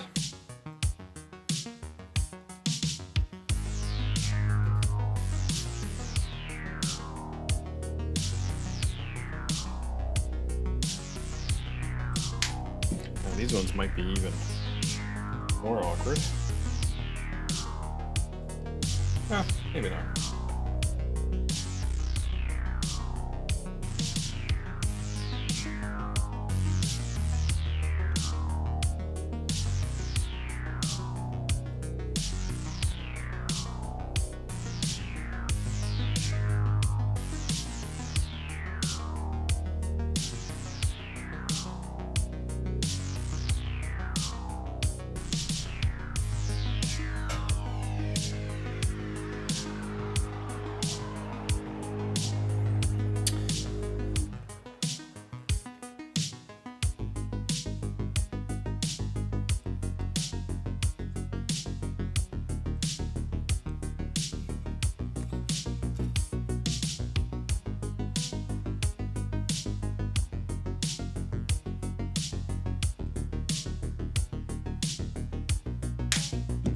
Funny though, doing this with my, it feels totally backwards, which, I mean, it is. This is very awkward as far as normally working, but it's a little bit easier for you to see what I'm doing. It's funny how much of a difference it makes. You have to kind of question yourself. I just look to make sure I'm putting the strings in the right spot. Wait, so is it actually the A string? Oh yes, okay. So again, I don't have any of these strings even relatively close to pitch. I just have enough pressure on them so they're not going to slide off of the tuning key. We're onto the last string here, and then we'll flip this back over. Because now the next step is to basically string it up to tension, whatever that tuning might be, and give us the, oh actually this one we don't need to put underneath here because we can tuck it on the side again. Yeah, it's bringing it up to tension, and then the rest of the setup actually comes down at the bridge.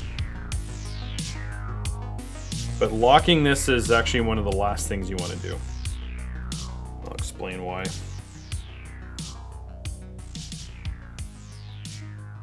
Actually, it's technically the last thing you do, if you don't include tuning the guitar.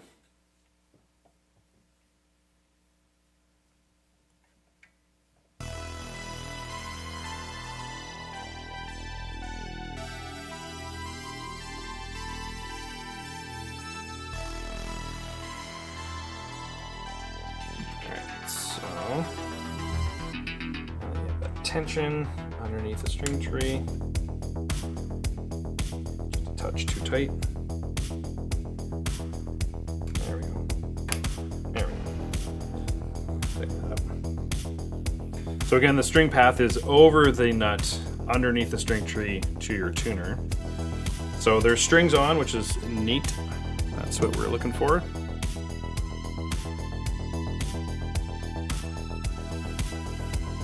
Just put this aside for now. We'll flip this back over.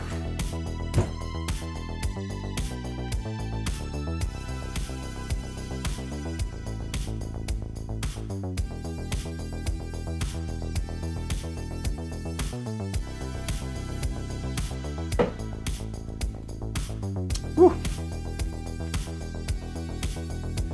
Woo. Ugh, coffee grinds. Ugh.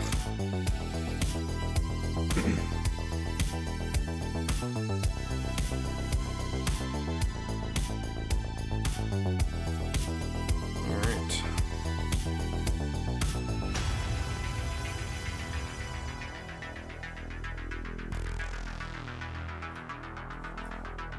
Where are you sitting on? Not on the headphones.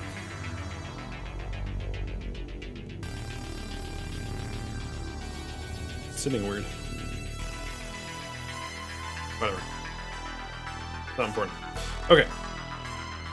So the next thing, and this is probably the trickiest part of all of this, is stringing this sucker up. So there's a couple different things you want to think about as you're doing this. One is the tuning that the guitar is going to be in. Two is how it was set up when we brought it in. So the setup actually was quite nice. I probably wouldn't go much lower than where it was when it came in. And when you have the string tension on there, it's going to start pulling on the bridge a little bit differently. So what we'll do is just slowly bring all of the strings up to pitch. I'm not worrying about tuning so much at this point. Actually, I'll even give you what it sounds like. Very, very genty.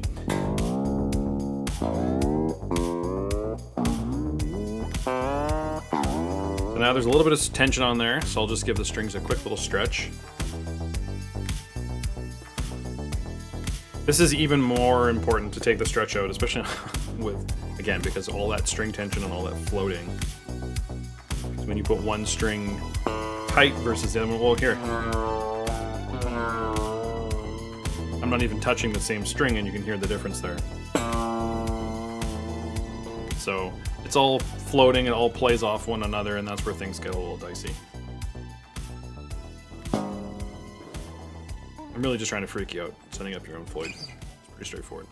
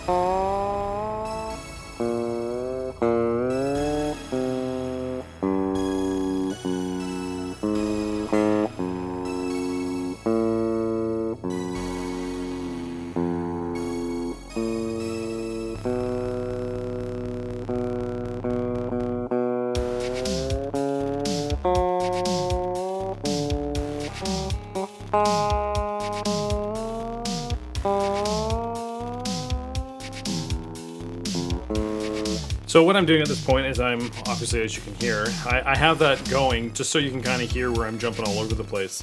But I'm trying to bring the bridge up at the same tension. So I'm going, obviously all the string gauges pull at different strengths, but what I'm doing is I'm trying to kind of get that as neutral as possible as I come up. So I don't want to put one string all the way to pitch and then have to tune the rest of it because it's going to make it drop. So for example, this is actually an F right now. So we're going, this could be an E standard, but here our A is actually quite a bit flat, but if I bring that to pitch, this is now an E high, low F. So it's changing dramatically, or not dramatically, but change quickly. So one thing that I do, so now we're basically right there, so this one has a little bit more to go.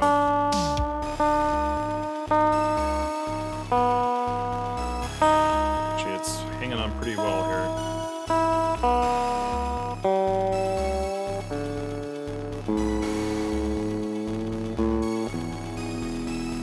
So without even touching the string, we're now sitting at E. So it dropped a whole tone just by tuning the other strings. Almost like I knew that was going to happen. One thing that I would suggest at this stage is now looking at our fine tuners. Now that we're tuning the guitar from here at this point, we're still using the tuners at the headstock. What I'm doing though is I want to give us the most flexibility to adjust it once it's all locked. So at this stage, what I'll do is I'll just find the halfway point. So the easiest way to do that, at least what I think, is to run the tuner key the entire way and then run the next one the maximum the other way, because every key is a little bit different that way. And then your third one, obviously you split the difference. Let's see if I can show that. Oops, sorry. Oh, you're doing like, sorry, I'm working with the visual delay here. So when you're actually looking at the saddles, or sorry, the string keys here, where are we? We're actually still lower than that. Nope, I don't want to do that.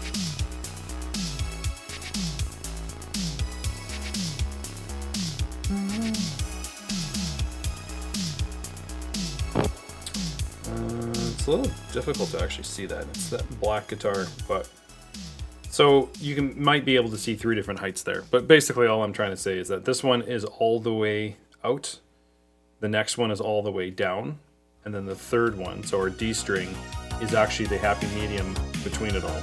So now I know where my center is. So now that I've done that, I'll just set all the other keys,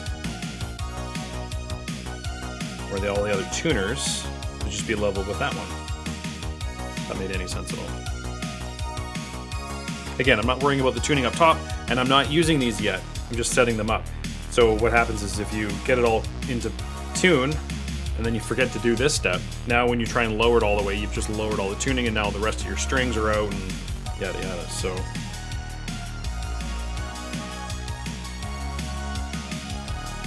And then all this is really doing is allowing us to have the most, we have the fine tuner right in the middle of its full range. So it's giving us the best adjustment levels.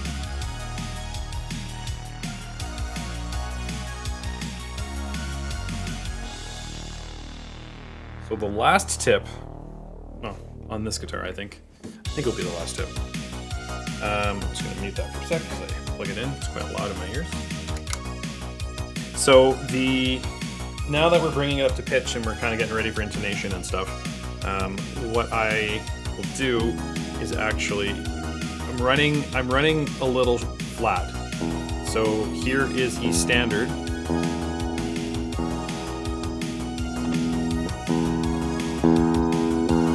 And here's where I'm tuning it to. Like, just a little bit.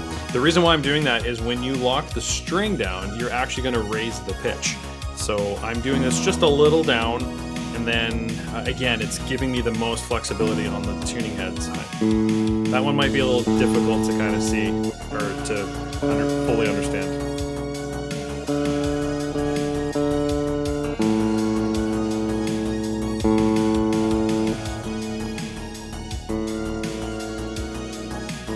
So now at this point, I'm just kind of tuning it a little flat, and I'm doing that on purpose. Also, all of our tuning, the ones that we had to move substantially, the fine tuners we moved substantially, obviously their strings are sharp, or sorry, now they're flat.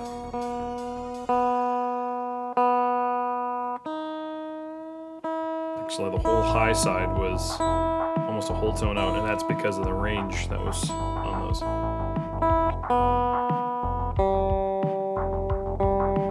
So they're all roughly about the same. We're gonna have to adjust this, obviously, once it's all locked, which is fine.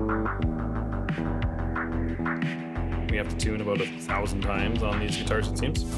Okay, so now what I'm gonna do is just quickly take a look. Now that it's tuned, Now you kind of know where it's going to be sitting. Now you can actually look at your measurement height. So this is sitting correctly, that the bridge is sitting flush or close to. Everyone has a bit of a different preference on how they like Floyd's. In 99% of the time, I would recommend putting this flat to the body. You want this to be parallel or flush with the body. It doesn't necessarily have to be sunken into the body or raised, because obviously that height is indicative of what's happening on the fingerboard. Also, we look at the fingerboard, adjust the truss rod. Now we're at the setup stage. Strings are on, we're into pitch. The neck actually looks fantastic. I don't think I'm going to touch that at all. So that looks good. And so then the next thing is we'll just kind of make sure, and we'll start measuring and see what we're sitting at. So same thing, pressing on the first. So we're exactly back. Actually, we're a little under. We're a little under that 4K range, which is probably going to be exactly what we're looking for.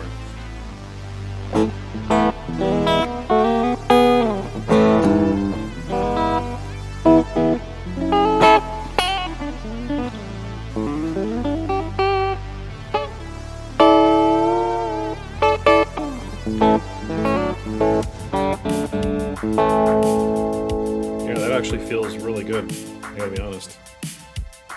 It's nice. It's less for us to do. Feels pretty good. I'm not going to lower it because then you have the adjustment levels. It probably could come down a touch, but I'm not going to worry about that because we're about to go into a seasonal change, and I think that's going to drop the amount that we want it to. So, sorry, I shouldn't have put that down. The next thing that we're going to look at is our intonation. So, the way that I like to check it is to grab a plectrum. Signature my name pick, but it's my session guitar player pick. It's got my name and everything on it. Makes me sound so good.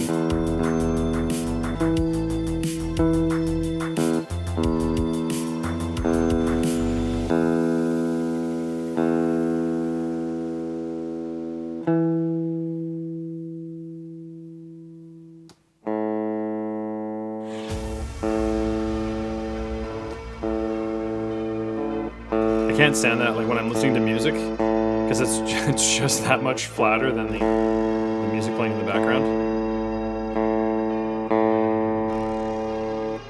That hurts my head.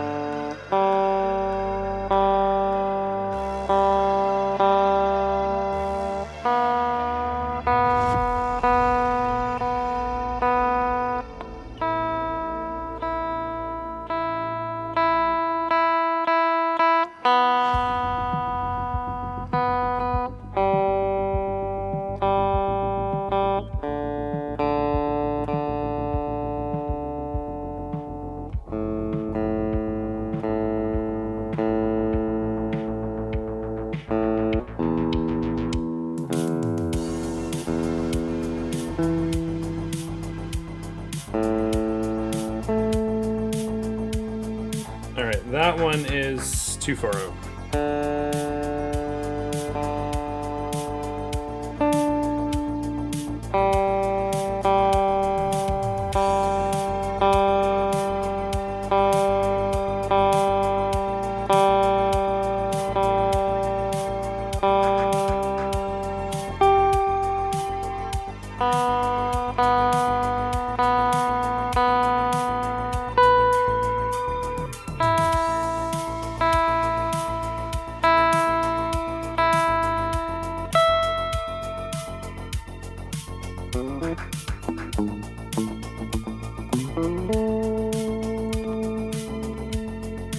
Okay, so the only one that's really out is the A. The other thing, and I say this with a grain of salt, but the other thing is with so much moving, there is a good chance that the intonation isn't going to be out. It's actually very, very close. It's like 1 cent. As far as accuracy, it's not there. But that's enough movement with all the fluctuations that happen on this that I'm not really going to worry about it. But that A is a little too far out. So There's a couple different ways you can do it. The first way that you can do it is, what you need to do is loosen this set screw. There's a set screw that's underneath the saddle, and what this is it's basically the position that's holding the whole saddle into place. So on our standard kind of Les Paul bridge, you've got a saddle that we can move along the top. On a Floyd Rose, it actually is set by these screws sitting out on the plate. We need to loosen this, and then we can just adjust the saddle accordingly. But of course, you can't really adjust it unless it's at string tension. And that's why I measured that right off from the get-go, if you remember, is that I was plugging that in and actually trying to see how far out they were, because when there's no strings on it, I can loosen it and move in just that much than I need to. It's very minor changes, obviously. It can become a little convoluted. So the other thing that you can do, and there's a couple different services out there. I really like this one. Again, Skyscraper. This one was a really great purchase. I'm very happy with this one. And all this really is a claw that sits on the back of the tuner, and it sits over the set of that. Actually, now that I'm just seeing this one won't work on here because it's a different style design. But if you have a different screw, so a lot of times the screw is actually sitting out on the back end of this. So it actually basically mounts, if you picture those bolts on the other end, it actually would mount something similar to this, which this one actually won't do the trick for us. So we're going to have to do it the old-fashioned way, if you will. But this is a cool little investment because it does work on the majority of the tuners, just because this doesn't actually really hold this securely. Let's see if we can actually get this one all the way in. Oh, sorry. I'm actually contradicting myself now.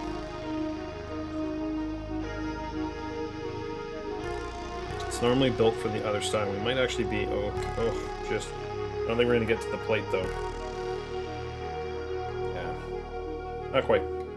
It is the metric, but I don't know if you can fully get the grasp of that. But it's actually sitting in the saddle block. This little peg sits in the saddle, in behind the saddle block, or the string block.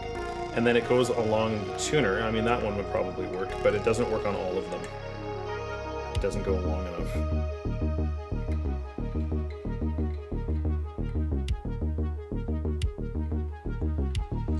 Because it barely fits here, and we actually need the saddle to go the other way. So it's extended the range on this one. But the other one that I have, it actually broke, but because that thing is also not great.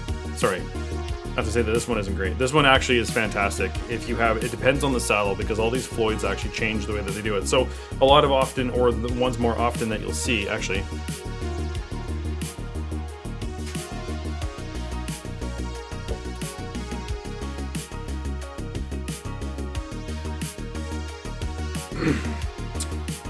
Just to show you this tool, because it is a great tool. This one is actually what you're going to be looking at. So it actually sits off onto the back of this, and it holds onto the plate and then in behind the saddle. And then what you're doing is when you bring it up to string tension, you can actually adjust it, because this is actually holding this saddle block. Because normally if you were to just loosen this, the string tension is going to pull the saddle obviously all the way in, and we just want very micro adjustments. So then you can just adjust this a little twist at a time, rather than this huge jump in tension, which is not going to help us.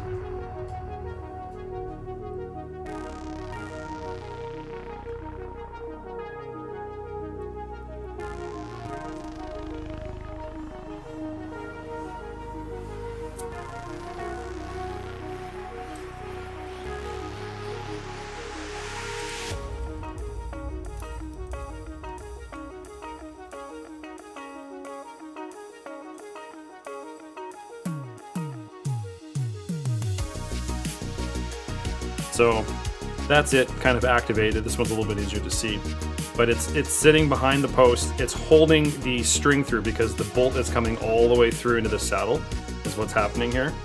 So when you're adjusting this, so basically you loosen this set screw, bring the string up to tension, and now you're adjusting the intonation points with this little set screw. And then once you find the intonation point, then you screw that down, tighten that, and then you can remove this.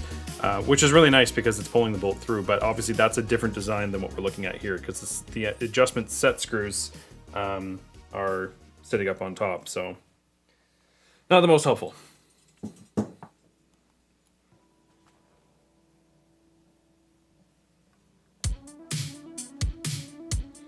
So that means we gotta do the old, we gotta just take a gander at this. So it's very slight. So it's kind of a guessing game. So what you do, loosen the string tension right off. And then we're going to adjust this. And you want to just do a very slight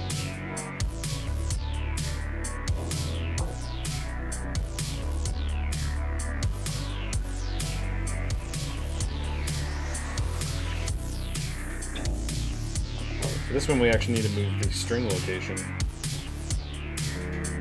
or the screw location.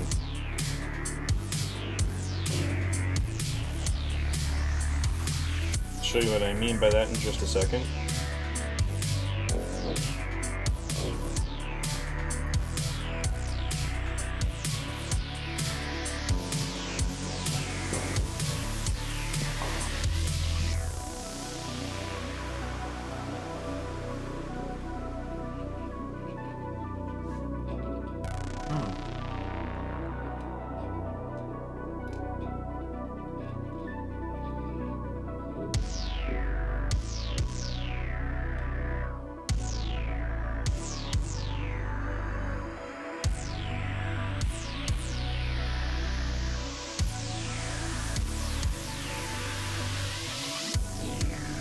Alright, so it might be a little bit easier to show on this one because there's nothing sitting in front of it and it's not black. So there's two holes that sit underneath the bridge plate, and what this is for is basically your adjustment screw. So this is how you adjust intonation, is where this is holding the entire saddle in place.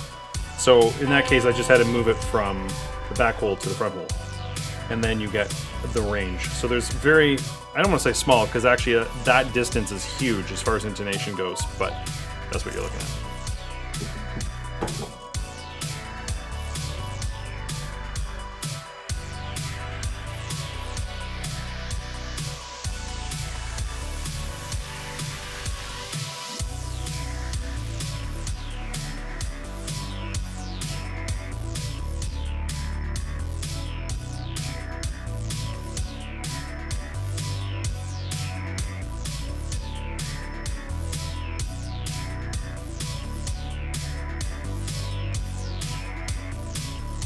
Oh, sorry. Standing. Need to crack it back. There we go. Okay. So then after we have adjusted that, we'll bring that up to tension. And hopefully we have solved our issue.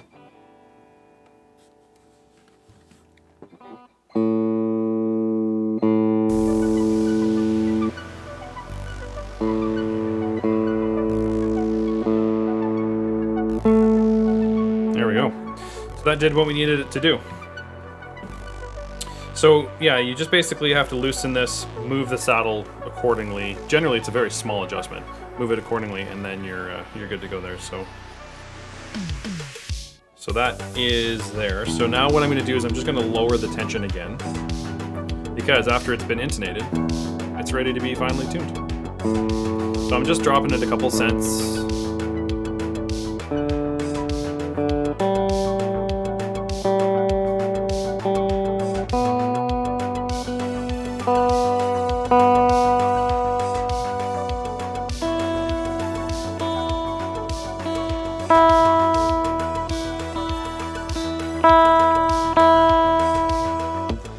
Then we will grab our Guitar-a-thon. Oh, I forgot to do that again, sorry.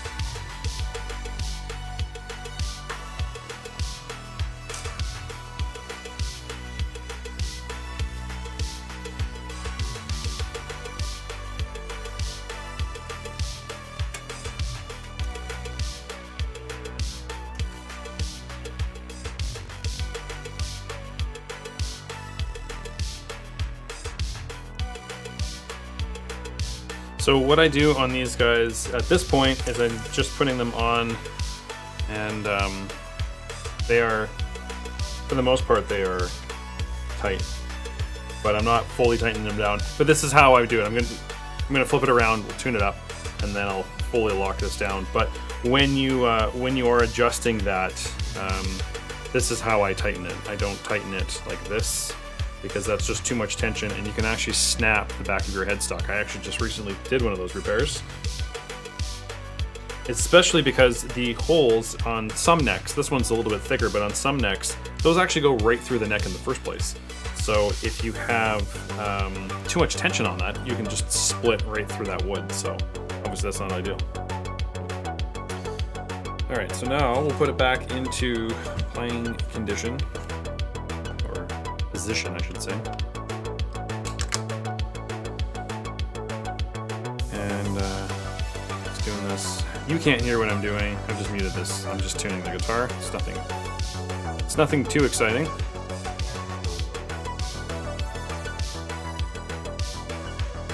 And again, I'm going just a little flat. And I'm trying to just match it all together to keep the tension on there. So it's all at the same tension kind of thing.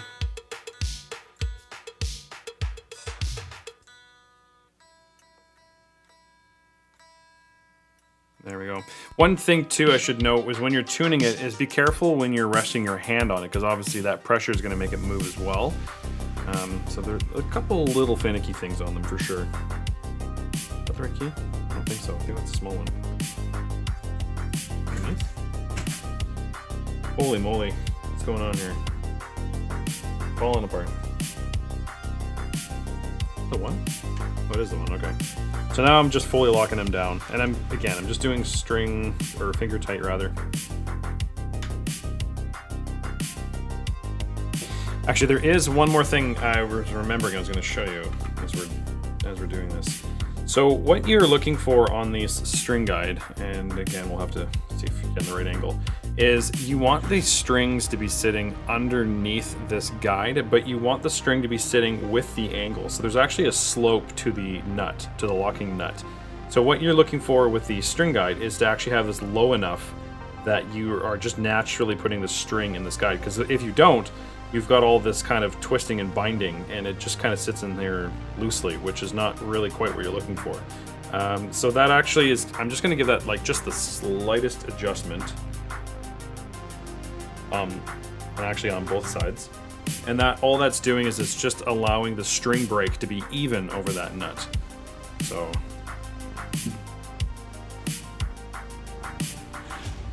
it's a common overstepped look actually. That will also change your tuning a little bit.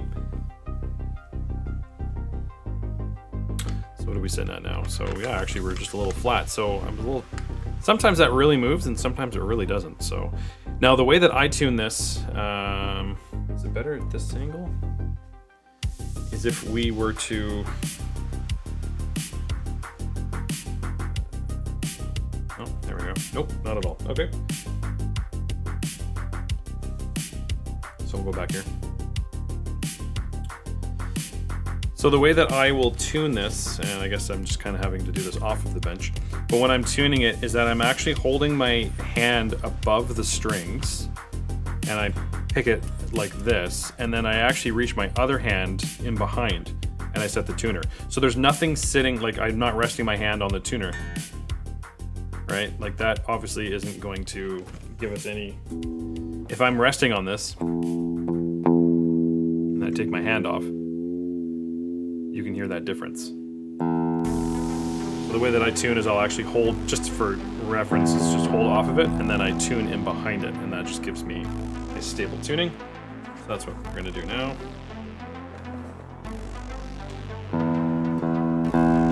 And now the tuners, now that we've locked the nut, the tuners at the headstock are out of play for the entirety of its life until you take the nuts off and then readjust it. So now that they're out and it's in tune, now all of our tuning is coming just off of these fine tuners at the other end here. So.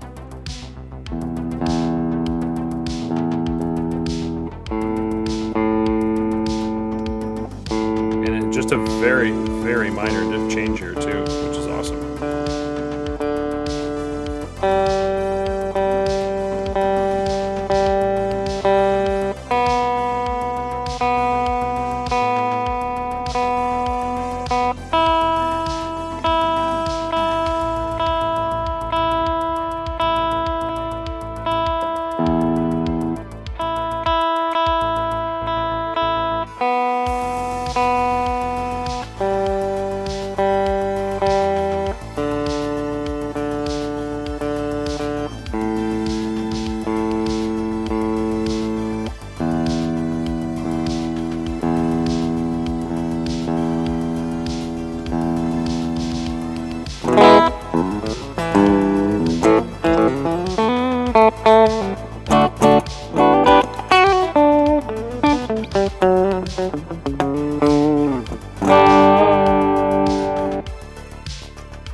Oh, actually, I forgot a step, as I'm about to do.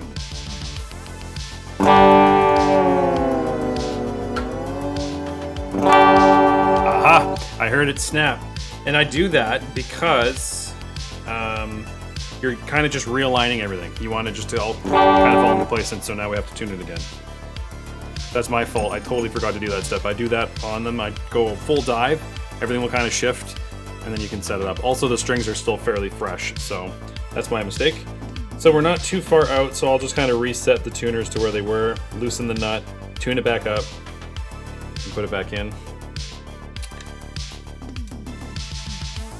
But I show you this just so that you know, right? There's a method to my madness. But thankfully, we know how to do it now, and it's pretty easy. So.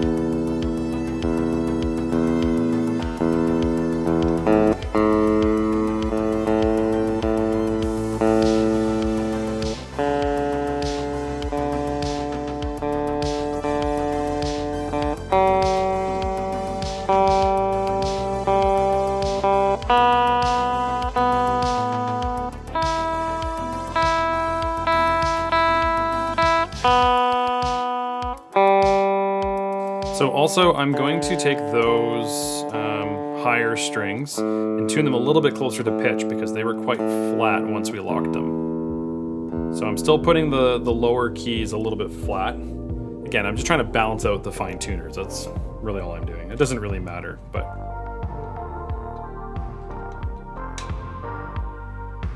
It's just so you have the most adjustment at your fingertips, literally.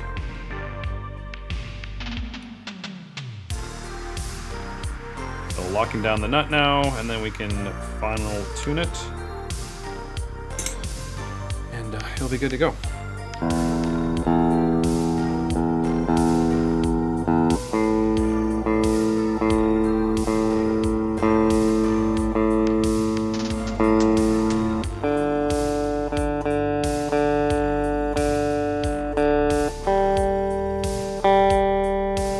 Oh, that worked beautifully.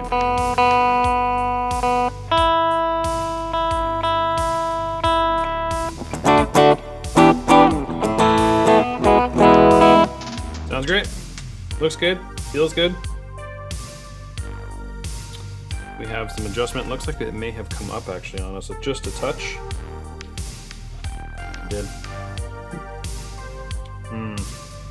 I'm a little hesitant, but I'm just going to give it just a very, very, very, very, very slight adjustment on the back because this will change the tuning. So all I'm doing is these are your adjustment screws to put it in, and all I'm trying to do is kind of level this out just a touch. It's a little, it's lifting off the body a little bit, and I can feel that on the strings now. The strings are a little high. It felt actually pretty good before, so all I'm going to do is do like a half turn in, which now means that our strings on top are going to be sharp, and then if I loosen this, then like flatten the strings, and it should be sitting pretty happy.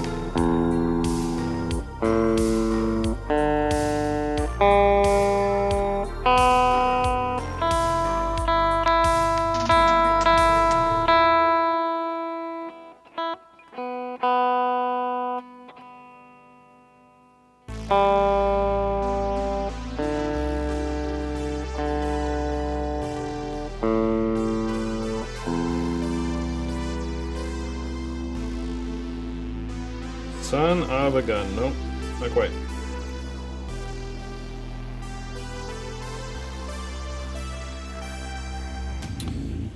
It's all good. This is the finicky part where, and I think it's more so not knowing what the guitar is doing to you, like not knowing why it's adjusting or why you're constantly out or why it feels weird, I think is really the big thing on setting up a Floyd. So now I just unlock the nut so I can use the tuner heads, because obviously this is going to give us a much larger range of tuning.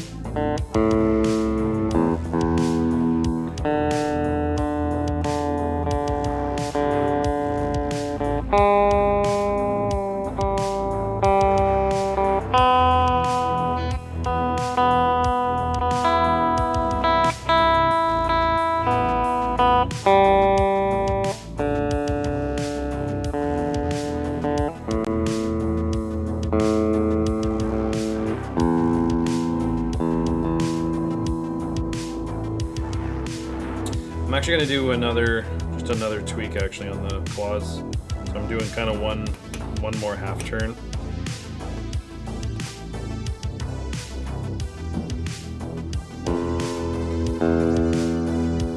Adjust the strings accordingly.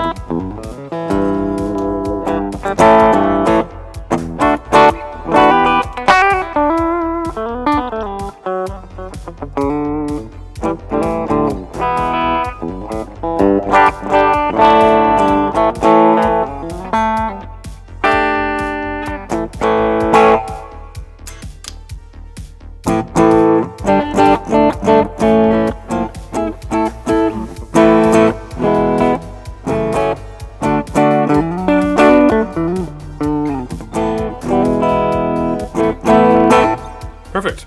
There you go. So a little finicky towards the end there, but at the end of the day, that's what we want it to do. So we want it to feel nice, feel comfortable, and it's one of those things. Like for me, I always have to be happy with how it feels coming off of my bench. So, and if it's not, there isn't really much point of sending it out, right?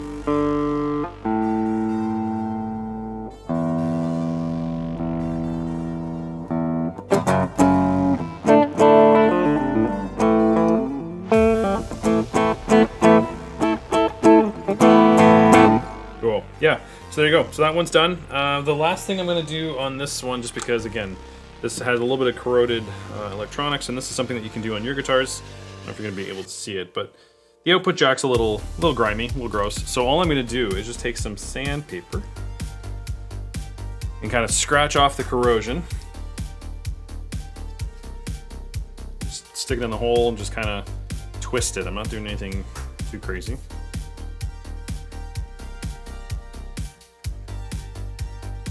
And then this just removes all that kind of gross grime. And then I'll take either a isopropanol or like a cleaner, like a silicone cleaner, like a contact cleaner, and I'll just kind of clean up the ends. But I think in this case I'm going to grab the iso.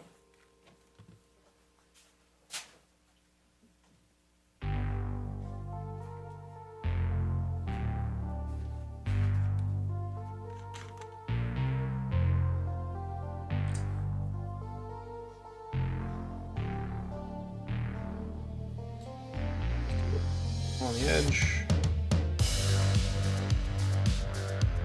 the outside.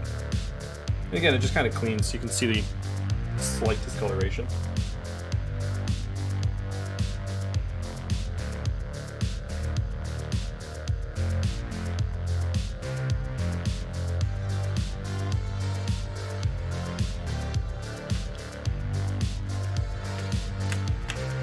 And actually on this one, what I'm going to do is also use some contact cleaner.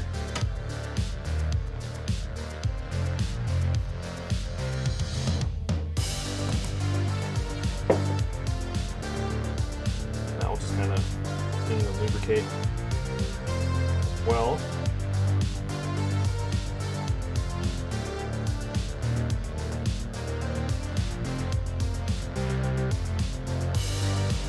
Perfect.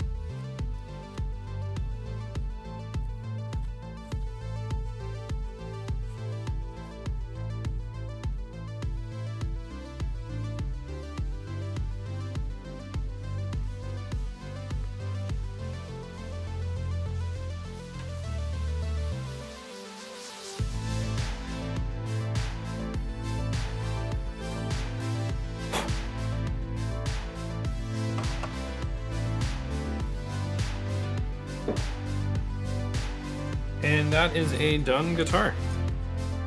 I'll put the arm back in.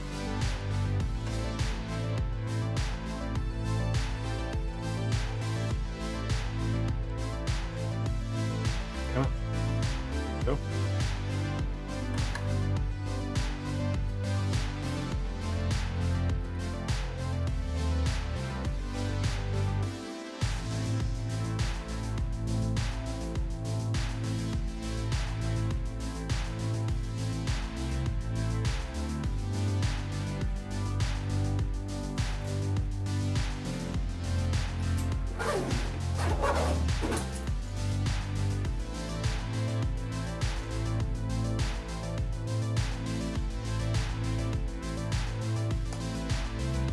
All right,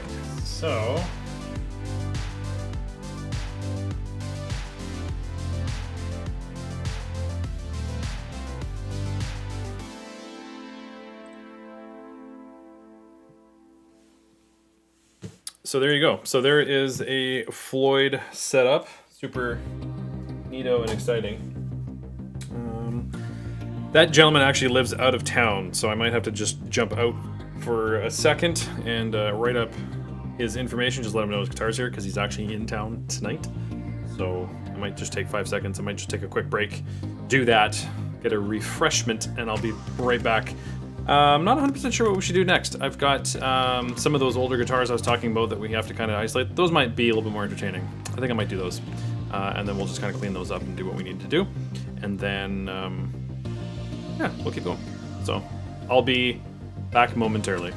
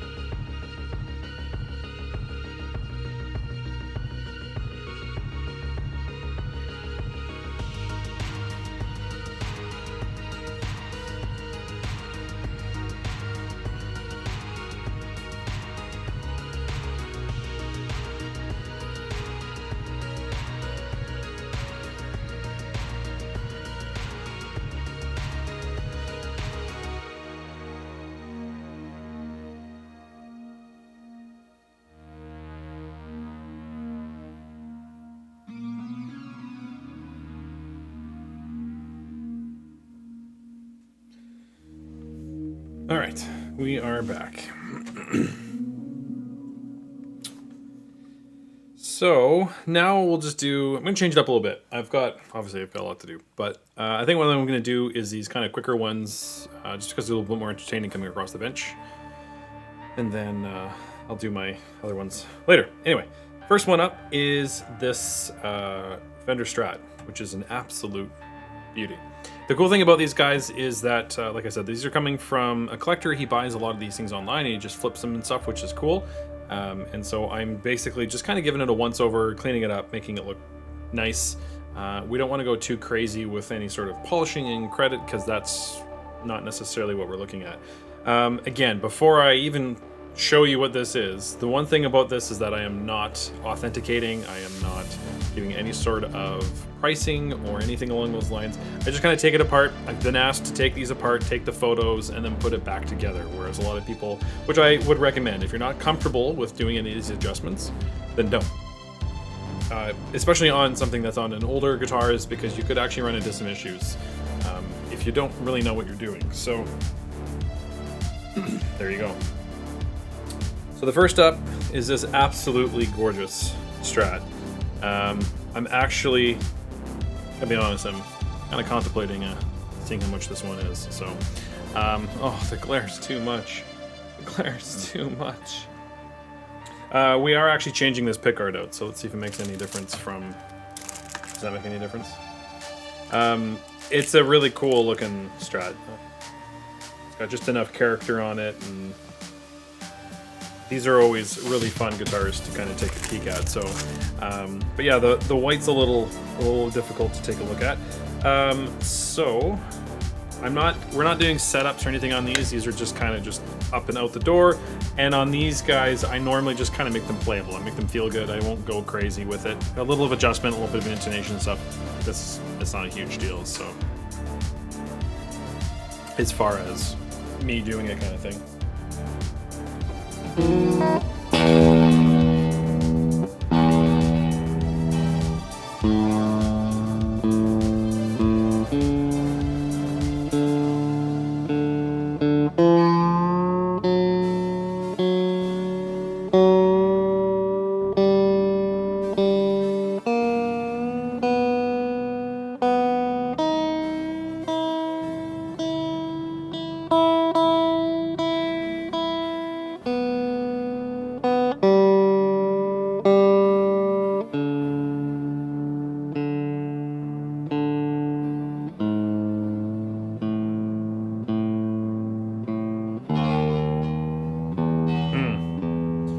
Have to do something on this one.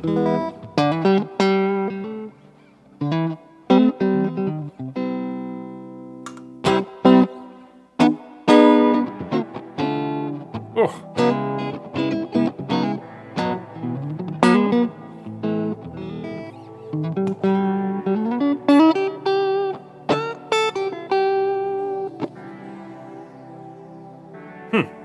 Interesting. Feels good, nice. Feels really nice. But we are hearing some frets. I'm looking at these frets. These frets are toast. These are long gone frets. But obviously we're not doing that. Cool. Yeah, what a gorgeous guitar.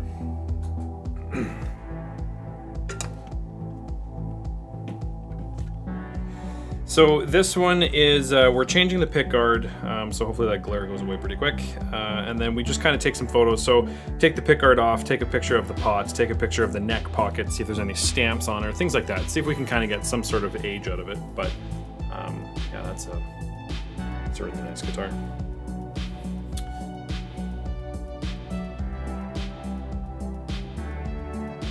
We'll give it just a slight adjustment when the strings come off too, just to kind of make it playable.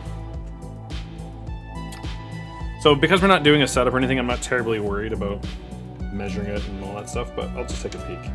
Yeah, it is a little low, especially on those lower strings. The higher strings actually are pretty good, but those first three strings are probably a little too low.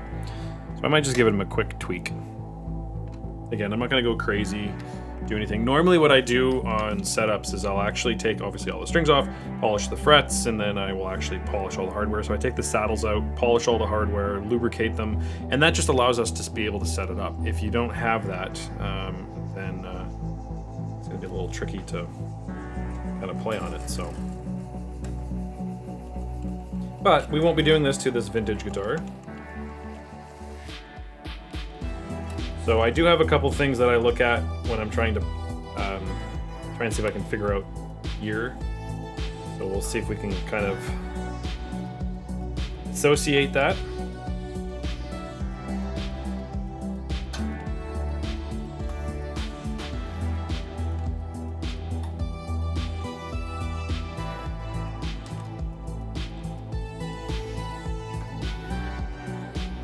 I wonder if I have a vintage tuner. He's got a broken tuner there. I don't think I do. I'll take a look when this is all off.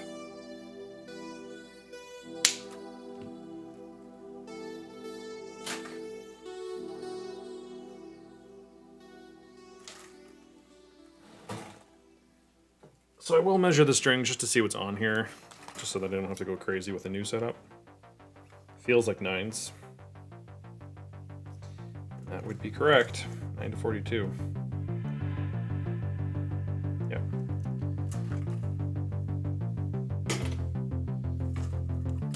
There's something about that feeling.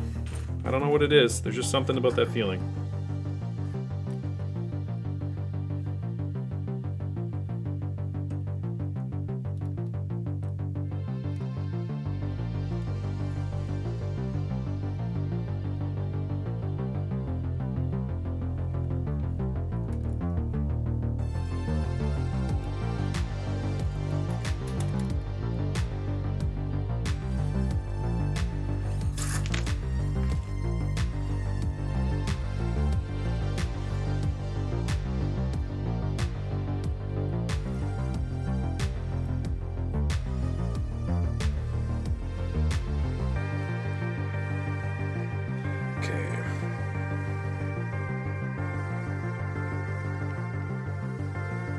Well, the first thing I'll do is take off the neck, because we have to take photos of the neck pocket and all that stuff anyway.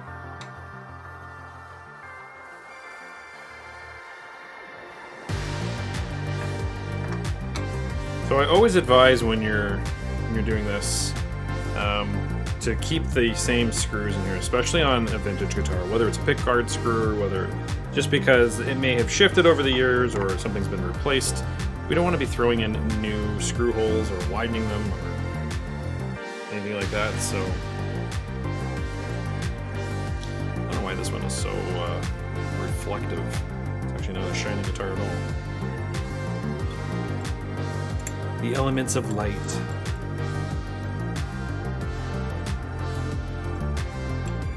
So I don't think these screws are going to sit in like on their own. So what I'll do is I'm just going to take them out. I'll just keep them on the neck plate.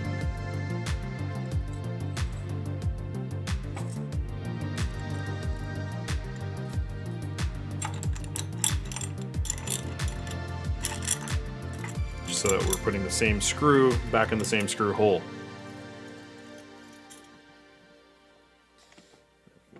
Take a look at the rest of this. Aha! I had a feeling there was going to be a lot of that in there. So there's nothing. Oh, there you go.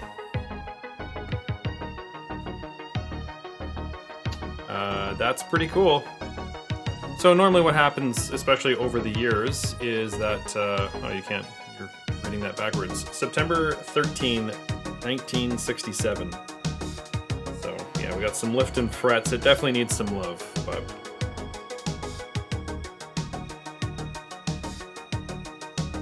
we should see something similar in that on inside of the pickguard. Also remind me I need to take photos. I always forget to take photos. So this is interesting. This is like aluminum shims, and it's been machined to fit. I was gonna say exactly, but not quite.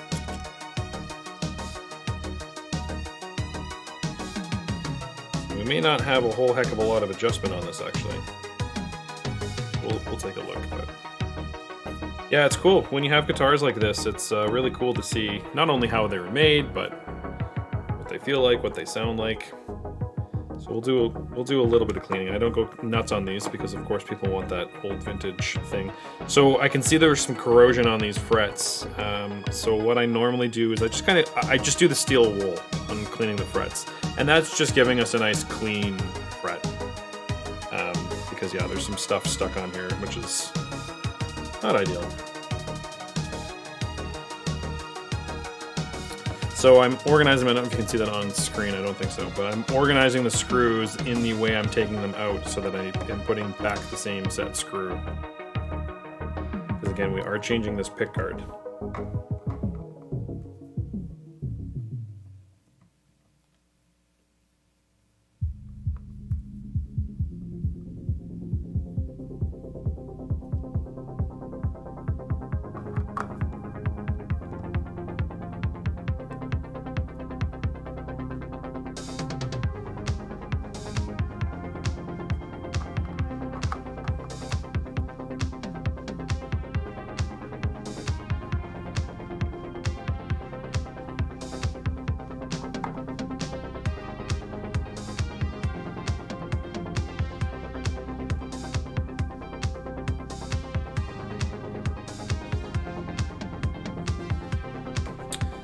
Might see something inside of this, we also might not.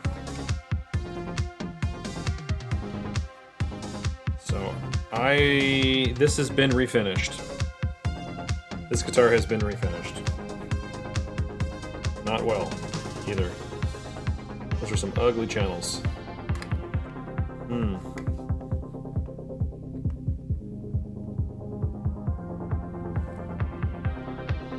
Interesting. You can kind of see, I don't know if, actually you probably can, it's probably glaring in the camera there, sorry about that, but there is some real serious orange peel coming off of this. So that's what makes me think that this is an original. Also, all these pickups have been replaced too. These are new pots. Which isn't the end of the world, but as far as, oh actually those ones, good job though. I mean, everything looks good inside of it. I can't see the stamps on the side of that.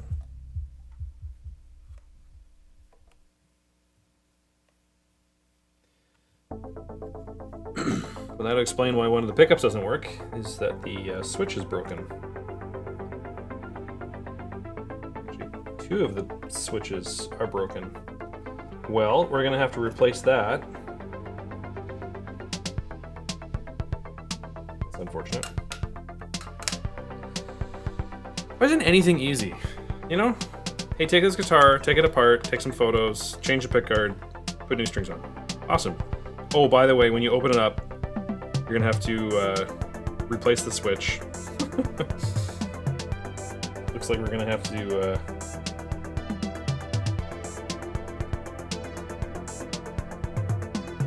yeah, these have definitely all been replaced. Which isn't surprising because again, this is a, what did I say? 67, so it's seen some things. Which is cool. It's really cool to see that. But I don't know if this body is original. The neck is, but I don't know about the body. Because normally you would see some sort of stamp or some sort of factory indicator inside of that, but all the bottom has been refinished. So I'm just pulling this out to see if we have anything in here, or perhaps we can see a different color. It is a cool color though, I will say that. Yeah. Yeah, it's...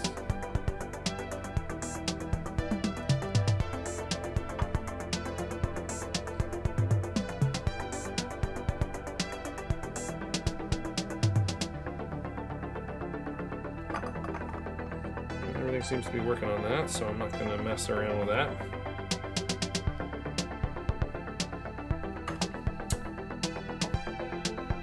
No, I changed my mind. This is one of those things, I say this often, but like for me to spend 20 seconds and flowing a little bit more solder, because the connections are just barely, they're just barely hooked on the ring there. It takes me 30 seconds to fix that. and I don't have to worry about it. I'm not changing tone. If anything, I'm improving it. So I don't want to replace anything or do anything like that. We're just going to throw in some new ones. So I don't see that being an issue. And it doesn't take too much time out of my hands, but then I also know when I give this guitar back, there won't be any issues, right? Ah!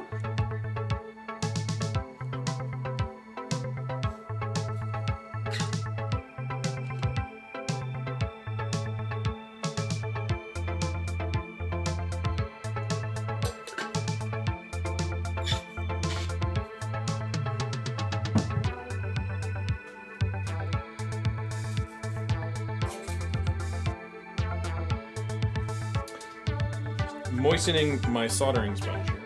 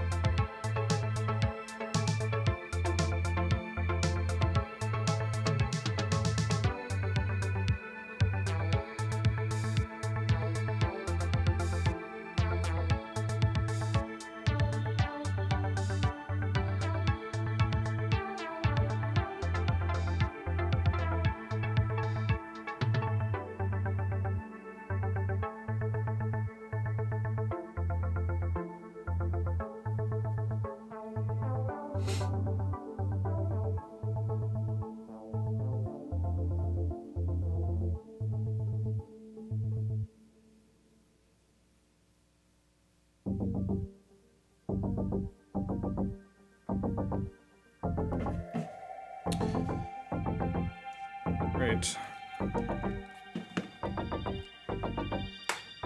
Oops. So now, there we go. It's all heated up.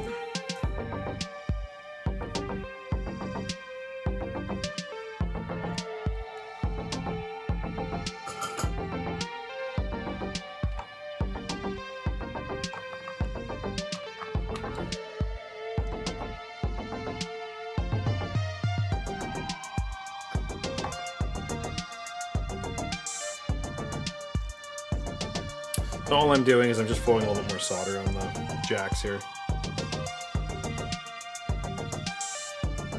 So yeah, this has definitely all been replaced.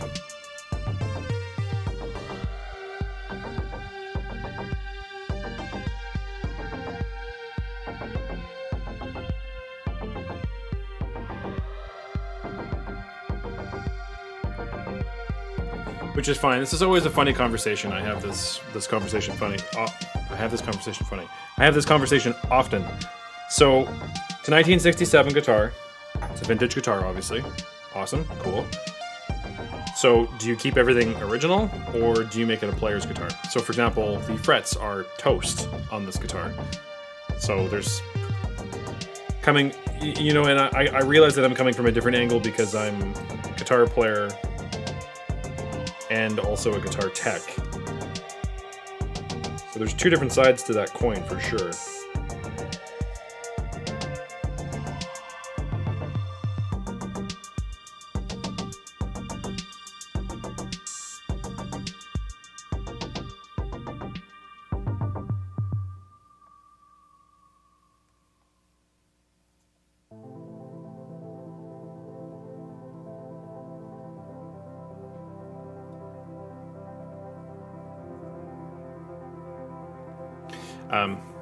Sorry, I zoned out there for a second. Yeah, so there's two different parts to that, because the first part, obviously, you keep everything original. It's 1967, it's awesome. You never get to see this. I want to play it in its original form and glory.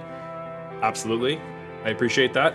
But, like, for example, the electronics have been replaced. Well, is that a good thing? Is that a bad thing? I think for me personally, both cases as a guitar player and as a guitar tech, it's a great thing, because it is something that I want to play. I want to be able to bring this on stage. I want to be able to play this in studio. I want it to sound good. I want it to feel good. I don't. Me bringing this anywhere and going, oh yeah, it's all original 1960. It plays like garbage. It feels awful. The pickups are all grimy and sound like. But I do appreciate the people that want to keep it all original, right? So, anyway, just makes me think about that because it is a funny thing. One thing I always recommend on these screws as well is that, and this is a trick, and I find myself doing this on every single thing I screw in now, even like in my house or whatever, is that when you put, of course, hold on, hold that thought. Hold that thought. Is when you put a screw in the screw hole, is you actually put it in reverse. So actually loosen it, and you'll apply a little bit of pressure and go backwards, and then all of a sudden you'll feel it. The teeth will just line up with the screw hole, and then when you screw in, you're actually going right back into that groove. You're not stripping it or adding anything to it. So it's a little don't do more damage tip. So okay, so what I'm going to do is just put a cloth down just to show that we're taking care of it.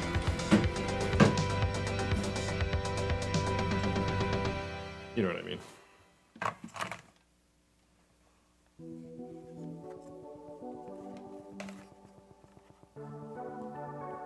So what we'll do. I don't think I have anything to connect to here.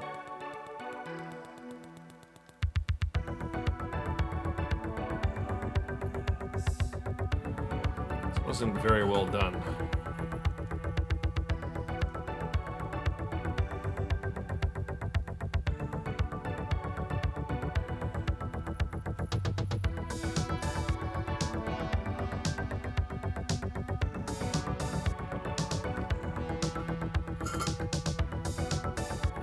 Actually, we're going to be changing pickguards anyway, so maybe I won't worry about that right now.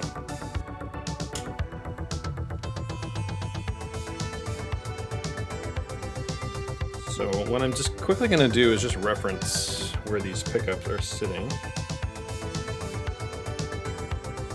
that's 8, 10. Okay, so we're all over the place. So what I like to do in this situation, I actually just grab a little piece of tape. And then I just write the measurements. So we're going 8 64ths and say 11 64ths. So 8 and 11. And then we're going 8 and like 14. Holy. Okay. And then I'm just putting the guitar back. I mean, this is good practice. Obviously, in this case, it doesn't fully make a difference because it's not going back to the owner per se. But anyway, it's good practice to do that because then when you're doing a pickup switch, so that one's 12, about 16. Yeah, 12 and 16. It's good practice because when you're switching it and you're putting the pickguard back, you're not actually changing pickup height. So, for me, for example, I do not adjust pickup height as far as a setup. And again, I come at that from a guitar player standpoint where I've spent so much time setting up my pedals and my amp and my tone and how I play and matching all of my guitar's outputs together. That's actually a big one. So you have a Strat, you have a Les Paul, you have a whatever. You adjust the pickups accordingly so that your volumes are kind of the same, so you're getting the benefit of the guitar, not different outputs, if that makes any sense. So personally, yeah, I don't touch pickup height unless I've been asked to, or if I'm switching them out, then obviously I have to adjust them accordingly. But I don't, as far as a default setup, do I adjust pickups.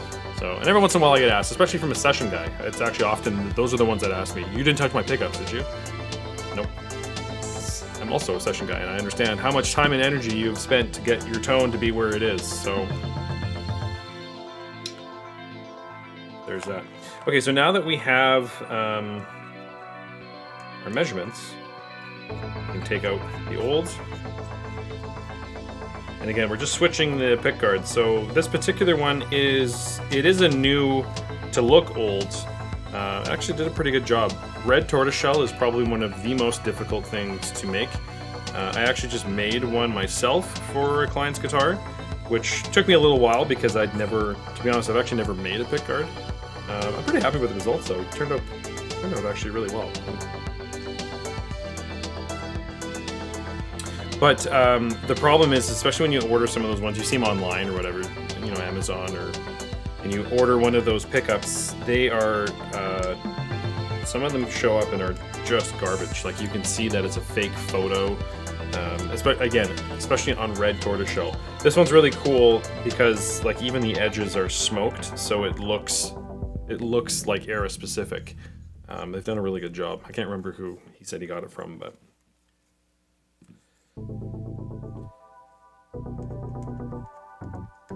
sometimes for me in the shop, I can order a part and it's not an issue. Obviously, the last couple of years, it's been a little dicey trying to order parts on some things, but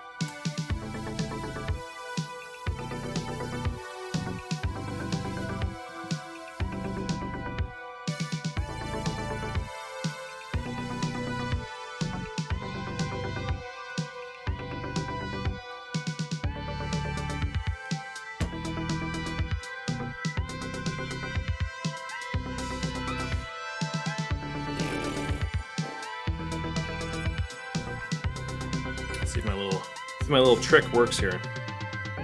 Man, I really hope that a new one is going to change the exposure level on that, because that is quite washed out. Sorry about that.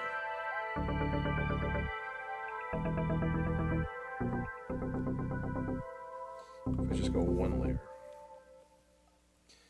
So this is actually one of my favorite things to do. I know that sounds really silly, but is actually just taking a really thin cloth, going underneath the pot, wrapping it all the way around, just pulling it straight up. This one's really on there. Slash, I don't want to be pulling on this pickguard too much. Should have actually done this part first.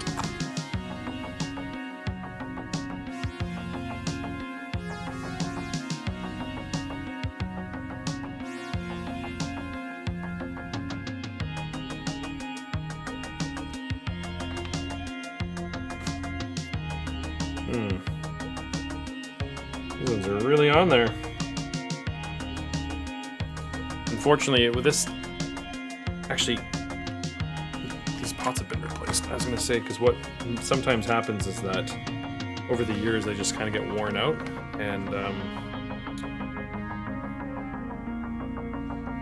people think a good fix for them for slipping off is to like super glue them, but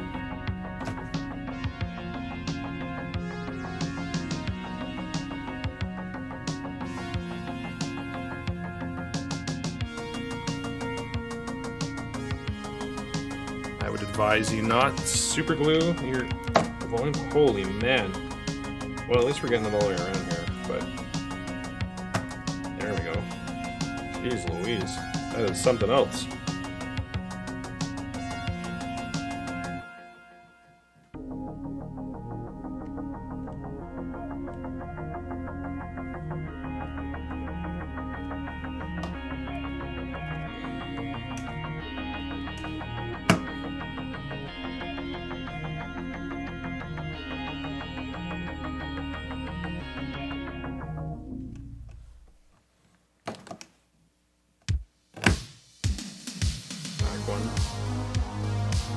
Normally it's not quite this challenging. I don't know why these are so difficult to get on there, or get off rather. I can see that the pots have been squished together and there we go. Holy moly. Yeah, that's something else. Alright, anyway, point of that is that you can throw a rag underneath it, and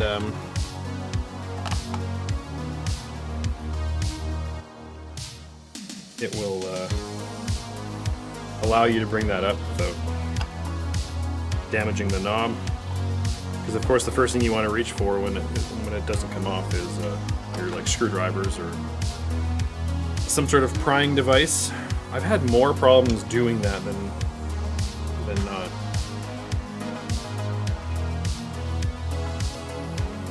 So I'm just making sure I'm lining everything up together, a little anal, I realize that, but there won't be any issues. I won't put it back on and go, oh shoot, it shouldn't have worked or whatever, so.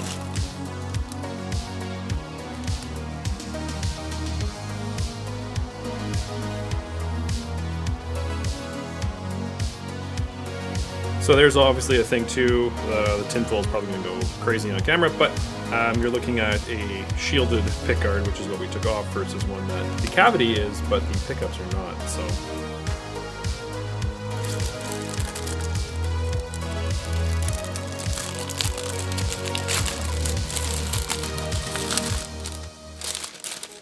And of course the other thing that you always have to be careful of with these is your pickup holes. Mounting screws.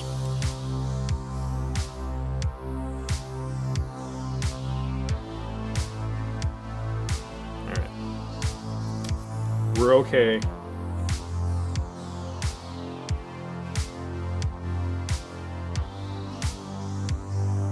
Yeah, so there's a really cool like yellow like patina edge on this as well, so it actually will look very specific. It's also like all scratched up too. Man, I sure am getting tired of seeing relic things. The problem with that, let me just be really clear on that. The problem with that is that if it's done by someone that doesn't play guitar or know, it's irrelevant of a guitar or not. People that go off and do the relicking can actually do more damage. So the pickguard's like totally all scratched. Now I get it, it's supposed to look old and vintage and stuff, and perhaps there's an option of what level of relicking you want. So I don't know, maybe I'm just speaking out of turn here, but like this just looks like someone took sandpaper and just went in rows. There's not really a rhyme or reason to it. So there's some that go this way, there's some that go that way, there's some that go this way, there's a bunch that go this way. And in my opinion, that's just a little extreme. So, anyway. Who cares what I say?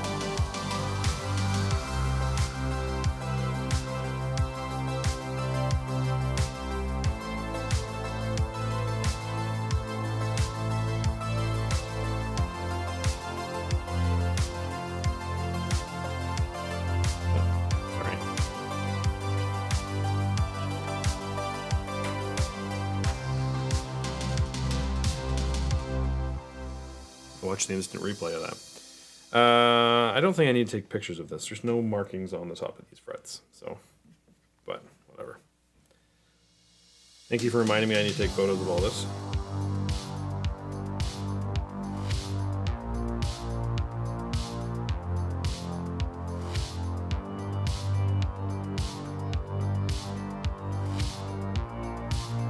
Just taking a photo of the top of those.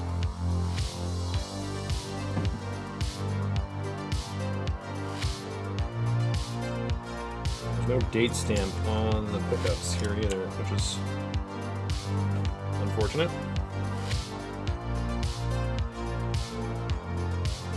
Oh, that's the one I just took off. I've done that before. I've literally gone to like the last screw from not paying attention, and I'm like having a conversation or whatever.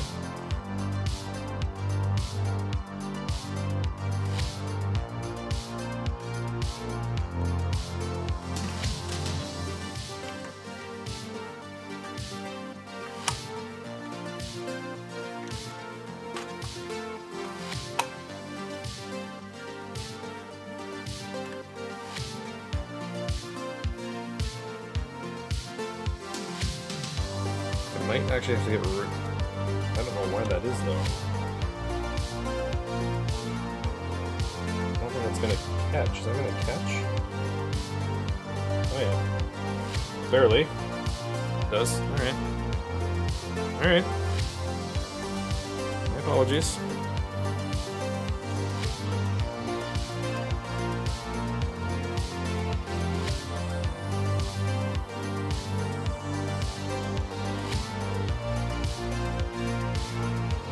Yeah, so we'll just have to quickly switch out that switch, unfortunately, which I don't think I can.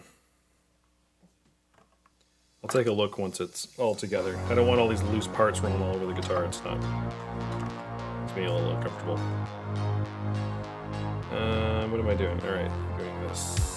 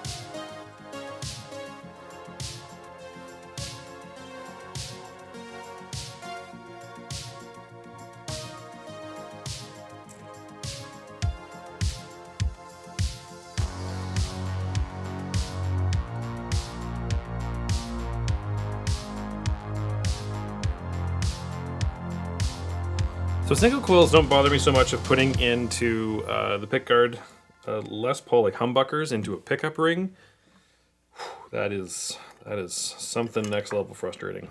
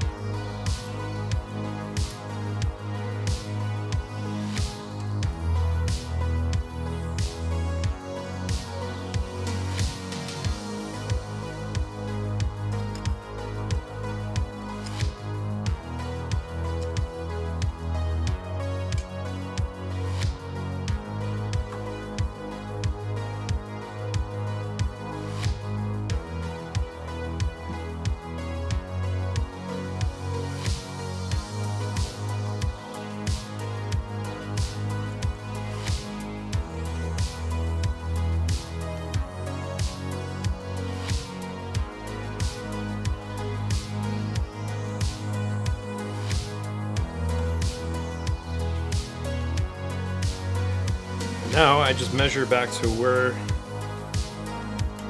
they were in the old pickguard.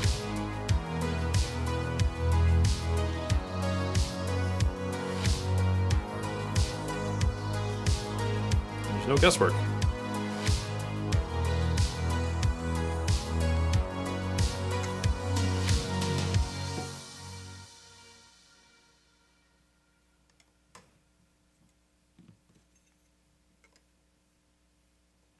So there's that one. What's the next one? 8 and 14.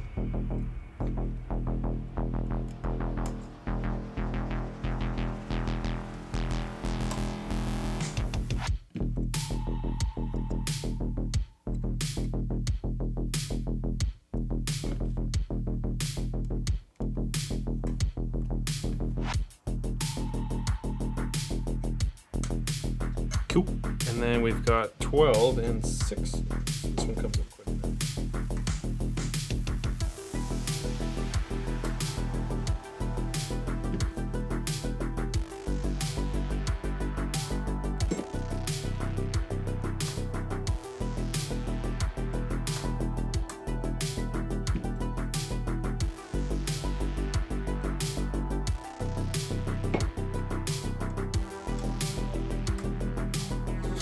Go. All right. So now we have to look into the switcher.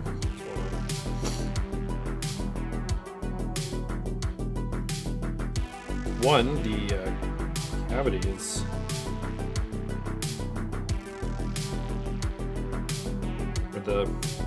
it's not slotted, so tell that it's a reissue, if you will.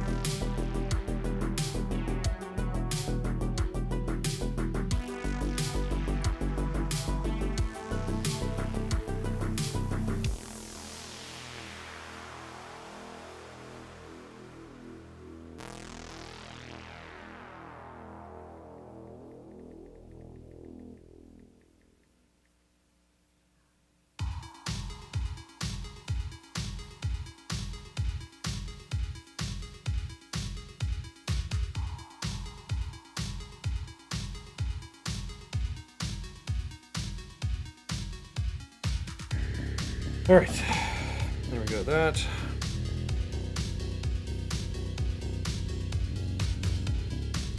I'd like to not replace this if I don't have to, but I don't honestly think I'm gonna see to that.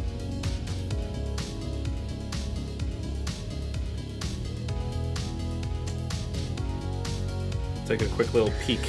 We'll take a quick little gander and see if we can get something there.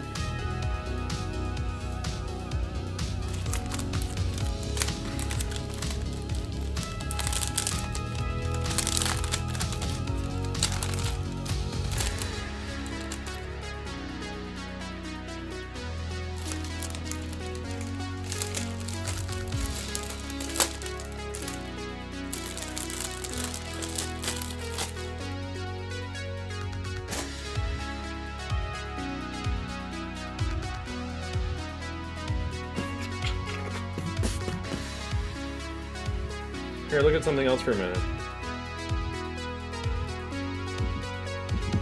The washout on that is insane. I don't really know why that is. Oh yeah, that's much better.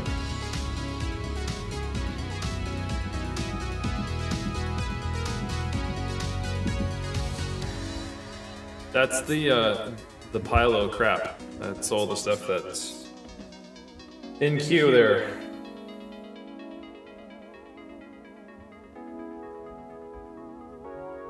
Okay, come back. I miss you.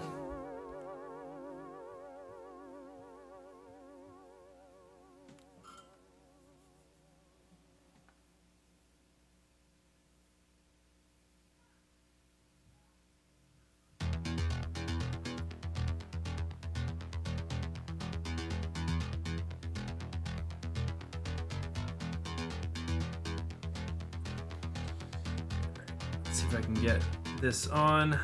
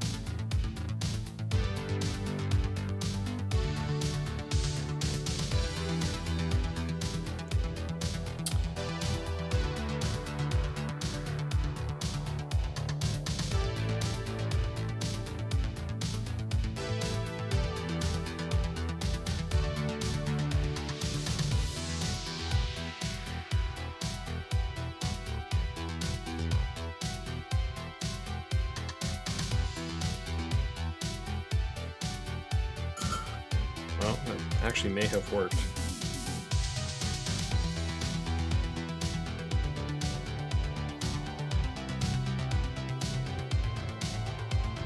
Not my favorite thing to do, but obviously we're trying to not change everything drastically. Alright, so I'm gonna stop saying that. I've said that 1,000 times, it feels. I wish I had a, I don't have like a clicky watchy. That's a really good way of testing pickups without having to like knock them with something. Not that you're gonna damage them, as long as you're careful.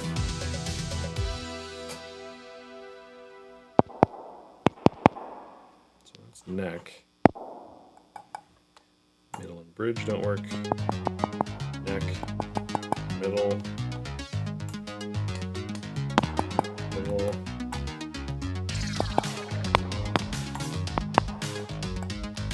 So everything works. I think we got it, which is nice. What position was that? That was this position.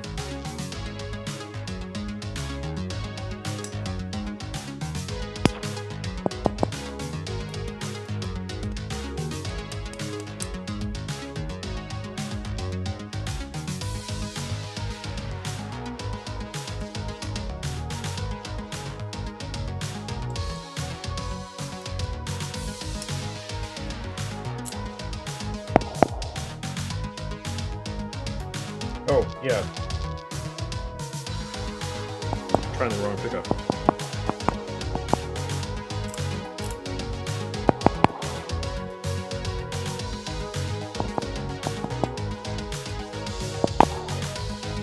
Perfect. Okay, well, that worked. Like I said, not really my favorite thing to do is kind of, I don't want to say makeshift, but it's close.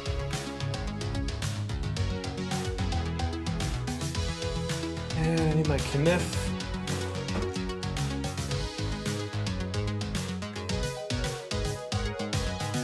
So I'm just catching this from the sides.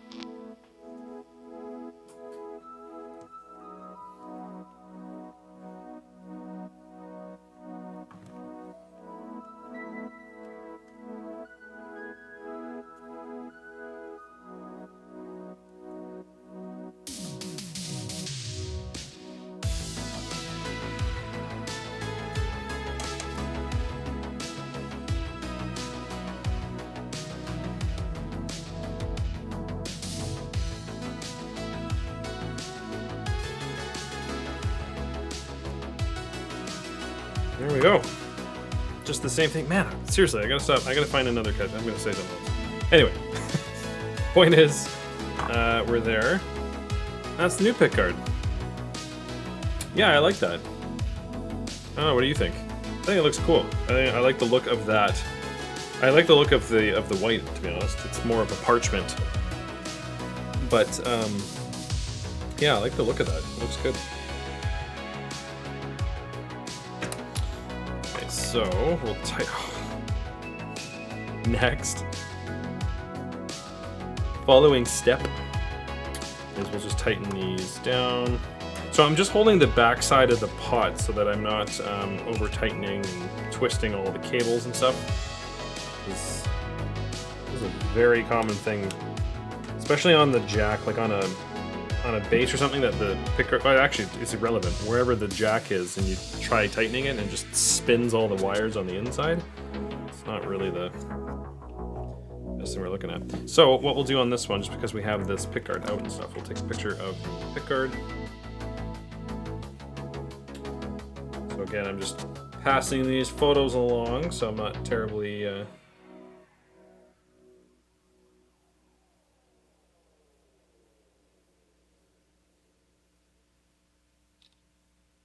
there's no markings on these pickups.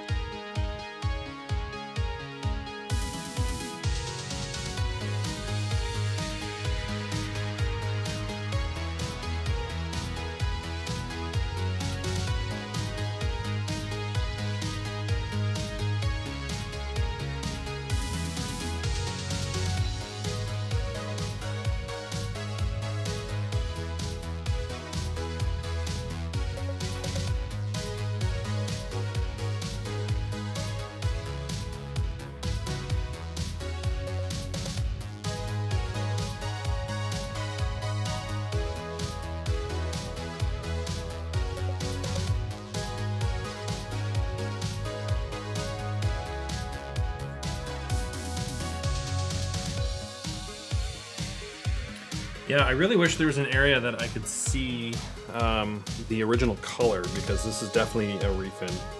It's just, it's too inconsistent. The routering slots inside of this are not the greatest. Even in the 60s, Fender was not like that. They looked really, really clean. So that's a little rough.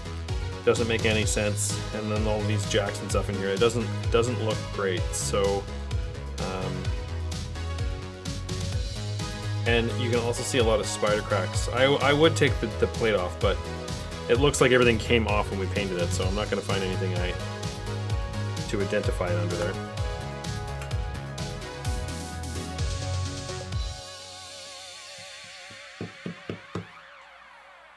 So that won't help us.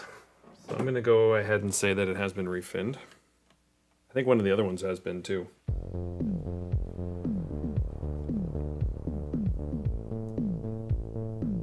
So again, I put the screw in, and I go backwards.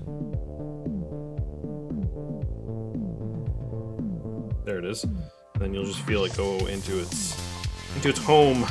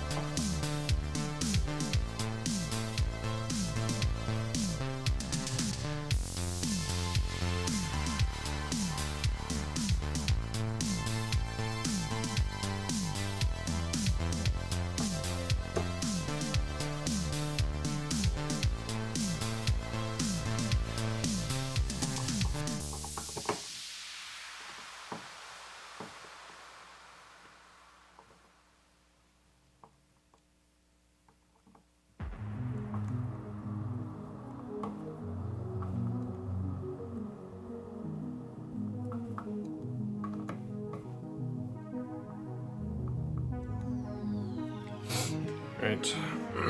Now I can take a picture of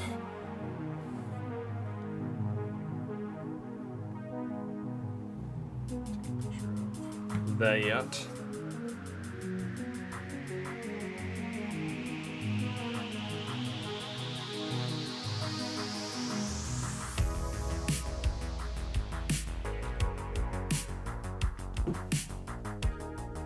I'm trying to think of what the angle was on this neck. I think there's actually a little bit too much. These aren't the greatest shims, but I'm not going to go crazy because he just wants me to put it back together as it was. Okie doke.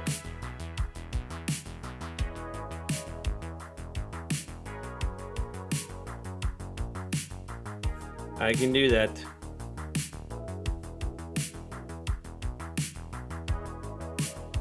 Yeah, we are going to do just a quick thing to the neck here. I'm just going to do a quick steel wool to the pots, or sorry, to the frets, and just removing the corrosion. That isn't something that anybody wants.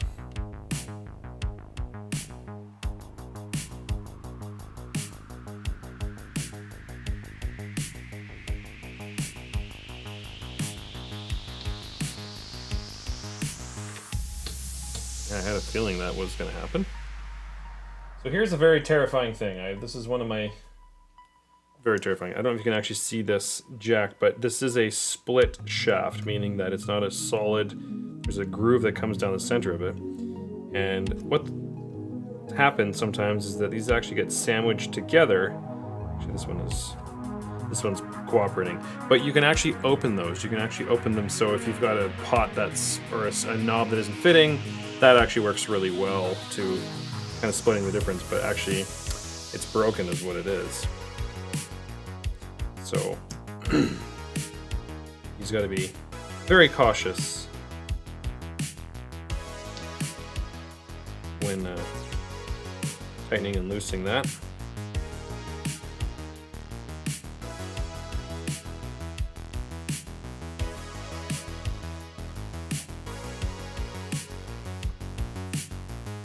Forgot one. Oh, I've gotten this off.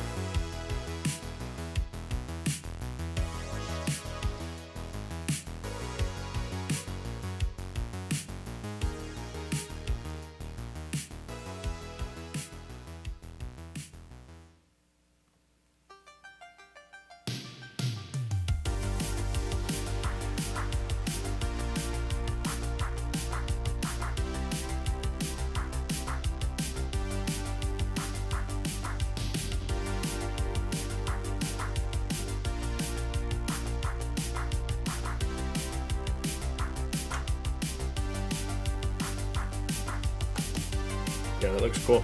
I like the look of that. I come off a little...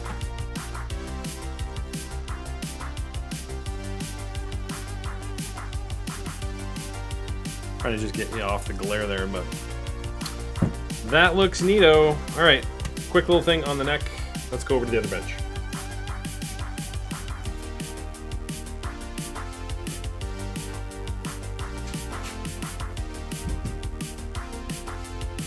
The other cool thing about this is that you don't have to be so cautious of obviously getting into the pickups because, well, there's nothing over here.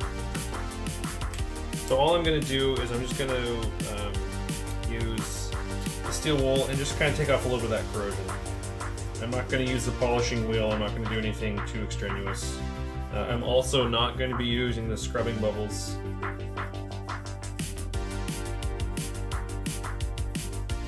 This will just be a quick little scuff, kind of remove all that stuff, and then we'll just throw some oil on the neck, and that will be that.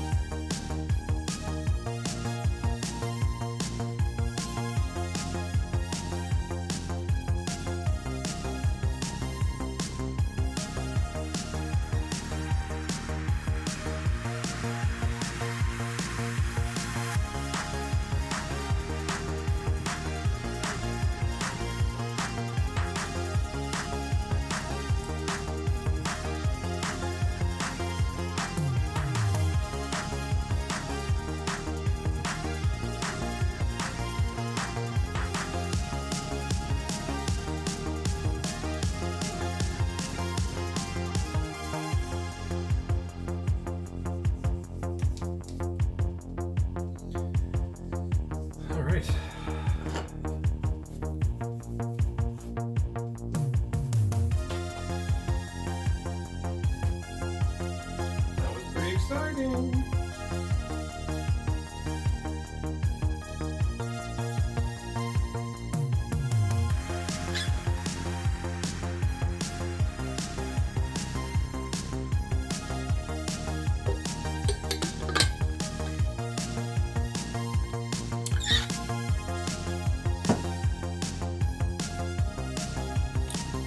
So what I'm gonna do is just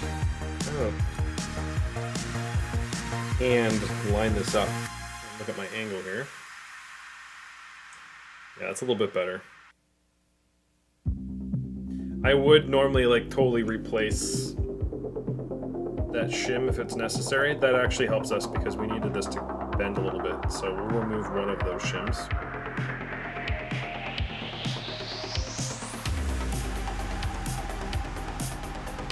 And with string tension, that will, yeah, that'll be good. Oh, I need to take a picture of the neck. That's like the best part.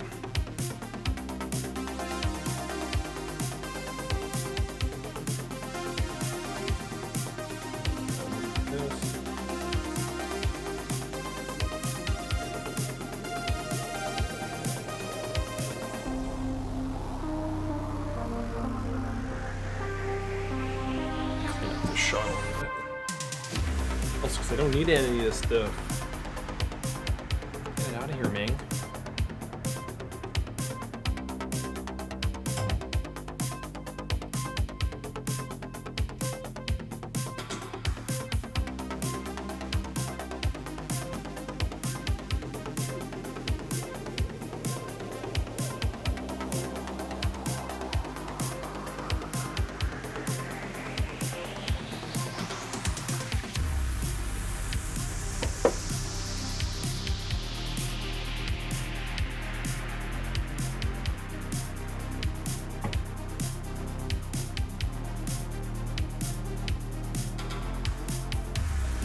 Those photography skills.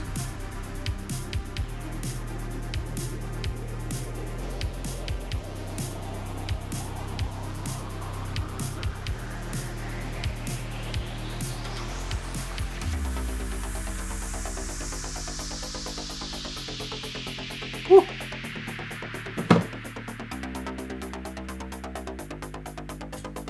Go to Instagram for that one. That one's going to be up there soon.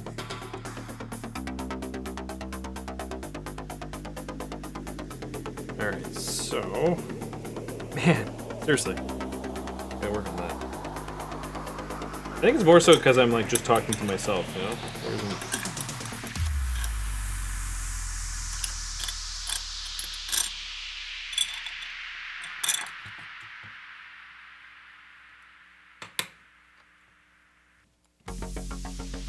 At least I think so.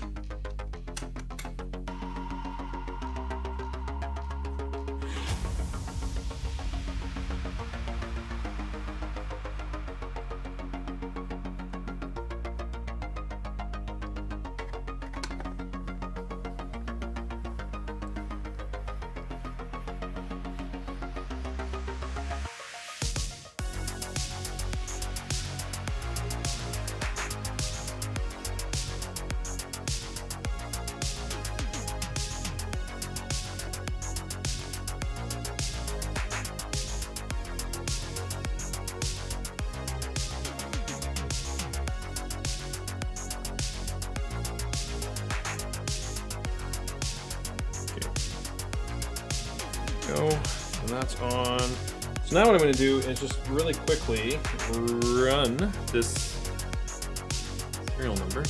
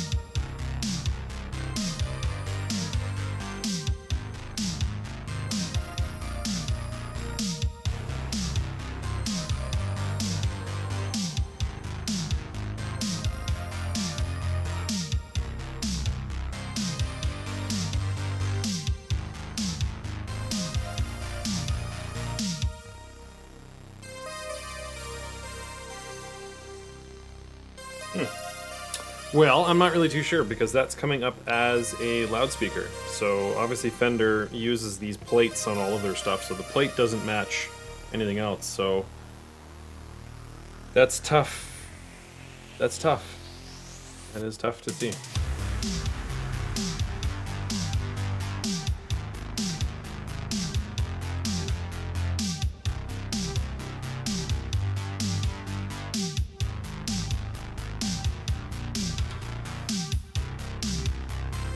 And again, this is really the sole reason why I don't authenticate. Because you don't really know what it is. There's varying things that you can look at that's going to tell you what it is. And then, of course, the best part about all of this is that if someone's, you know, they see on the neck especially, what did it say, 67? So you see that and you're like, oh, it's worth whatever, $4,000. So you pay $4,000, but yet the body is from Esquire and the plate's from a speaker, and they kind of like put this all together.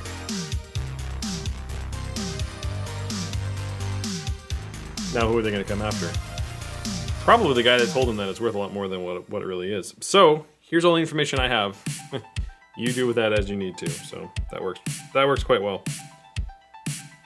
I think I'm going to have to replace this volume pod.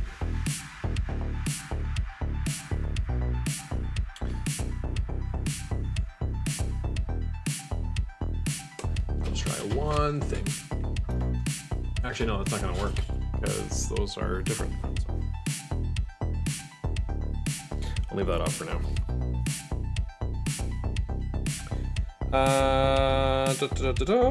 We're doing strings, nines. Let's do some nines.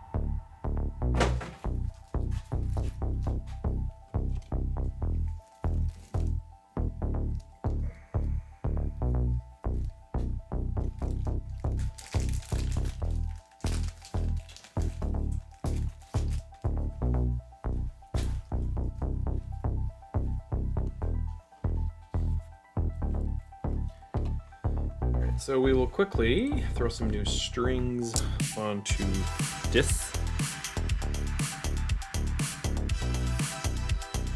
Throw some strings onto this.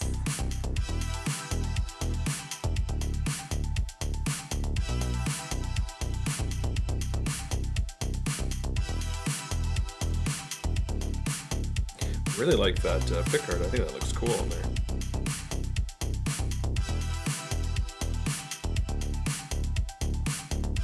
And like this patinaed kind of side matches the discoloration of the pickup, of the covers. The knobs are a little too white, so it doesn't all match, but it's all minor cosmetic stuff.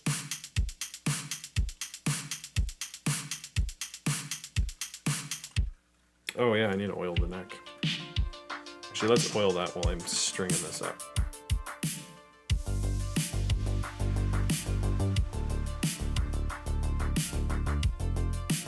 Again, can you tell that that's a dry neck?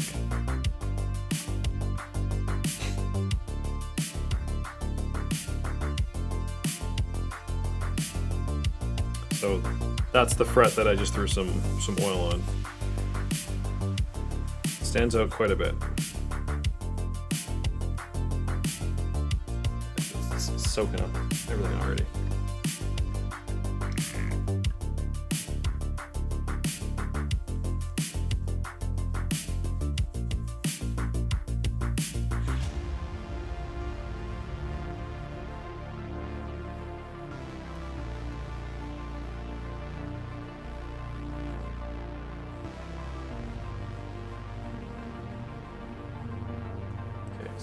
That's doing its thing. Throwing strings in.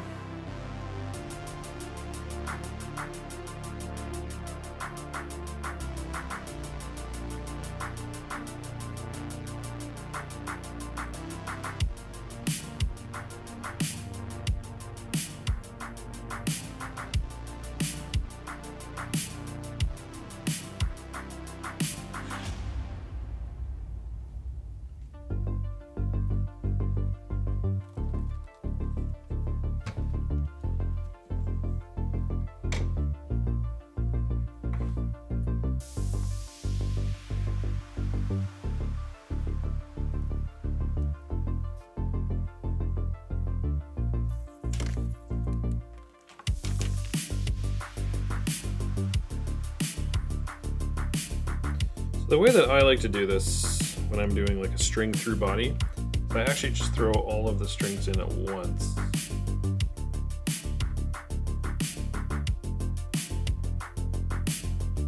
Kind of less back and forth. Unless you like that, then go for it.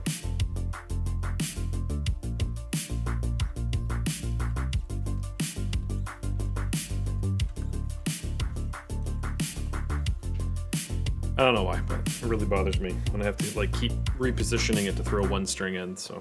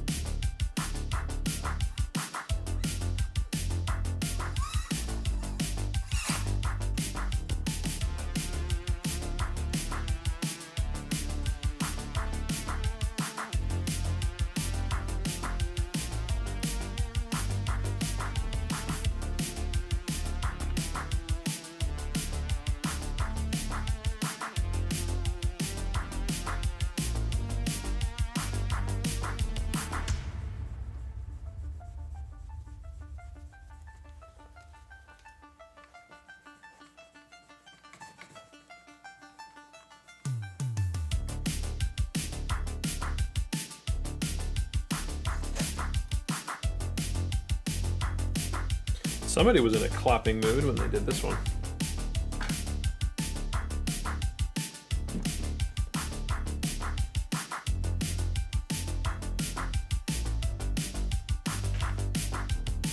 The only thing you gotta kind of just remember when you're doing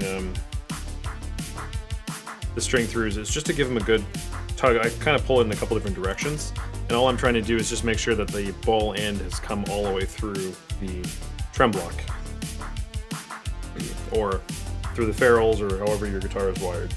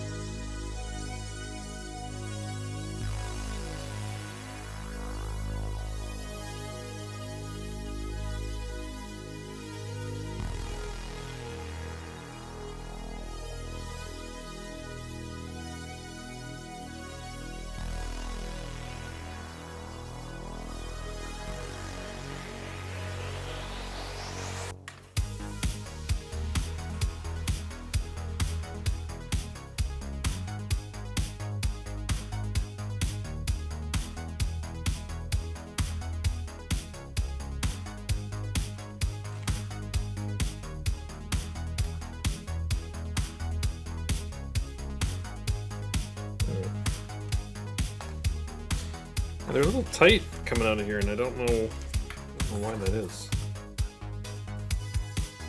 Not getting caught on the saddle or the saddle screw.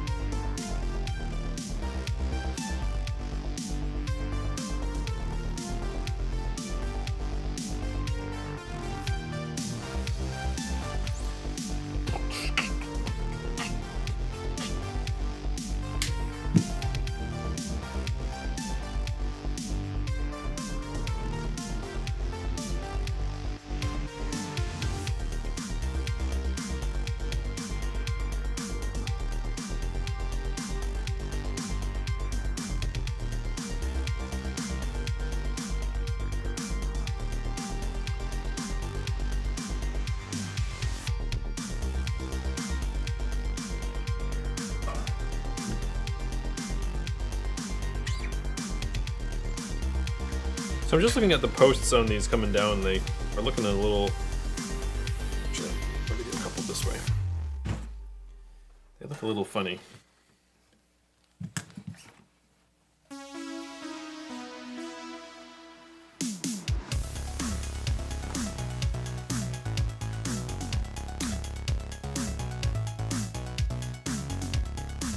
So normally these are quite tapered, that when you start actually winding down the string, it just kind of like follows line after line and get a nice clean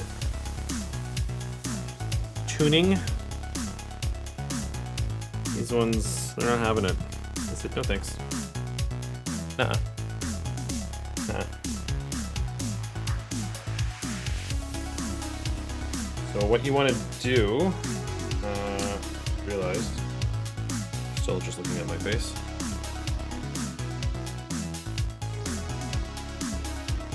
But when you're on these tuning keys, there's actually a little slot that's in the center of this. So what you do, or what I like to do is, so I'm on the A string, so I'll go maybe 3.5-ish tuners more. Kind of cut it. Obviously the thicker strings are going to be a little thicker, so they're going to be like bigger winds going down.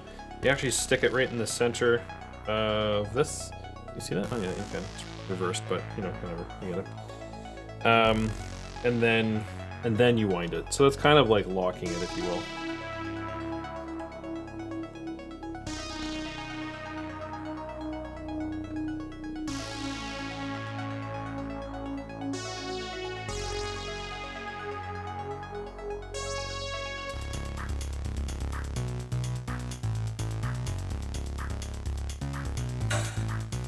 The other thing about these style of tuners too, like Fender in particular, is you actually want a fair amount of winds here because you want the string to break over the nut. So if we only have 1 or 2 winds, you may not actually get the right angle on this nut.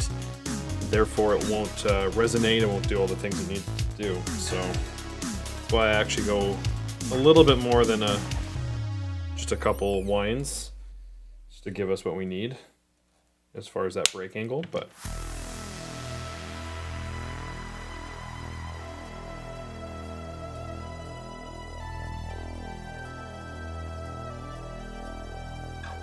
you just run it through and then just do your next wind directly underneath it. Just kind of keep going.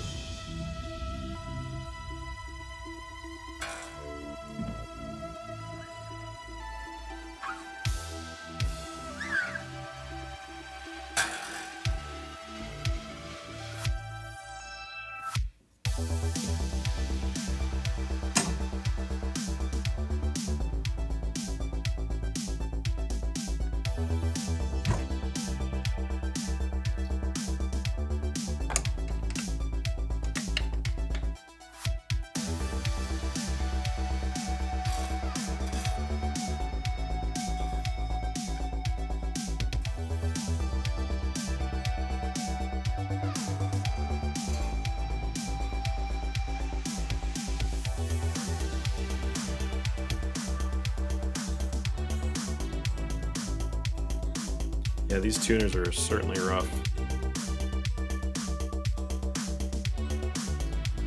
Sort of, kind of expected.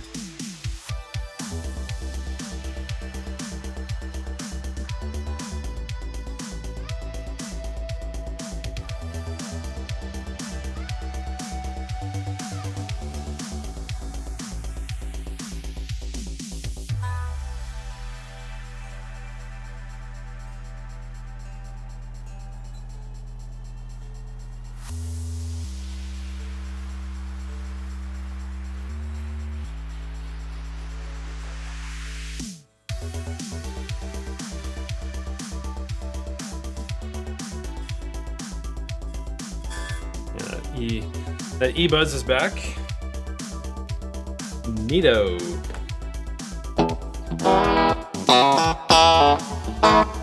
Woo! That is spanky.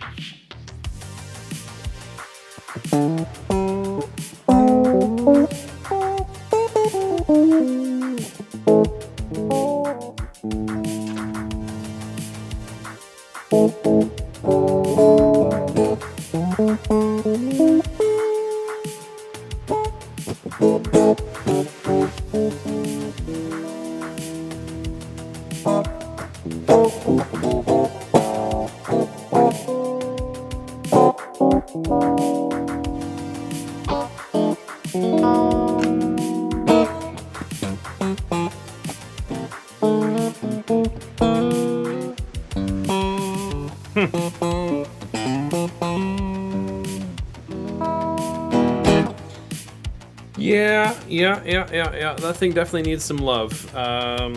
But my instructions have been just take photos, put new strings on it, give it back.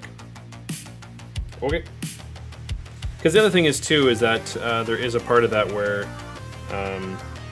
obviously a different player is going to have different specs. Perhaps they want different strings on it.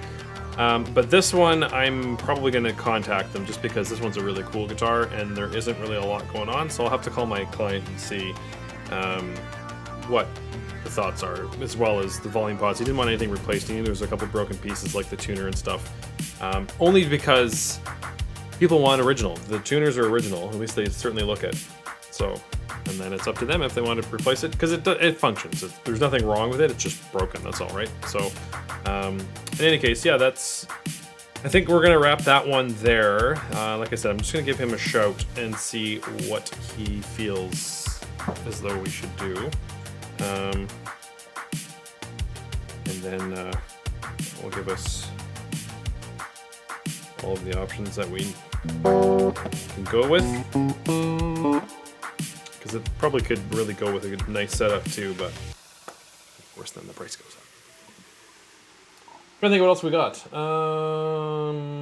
Let's take a quick peek. Oh, jeez. I'm doing that.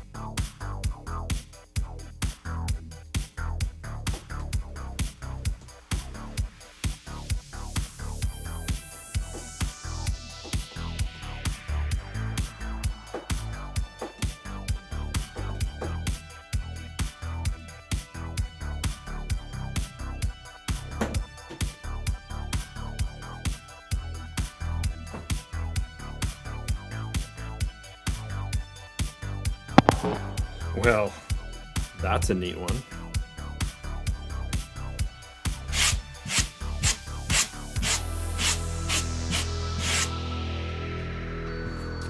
I'm actually gonna darken that camera, see if that helps.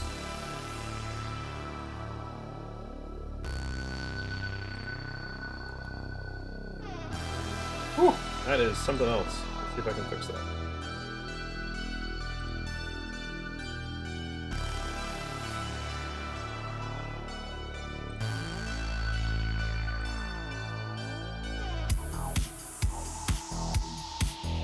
It's better. I think actually I'll go one more.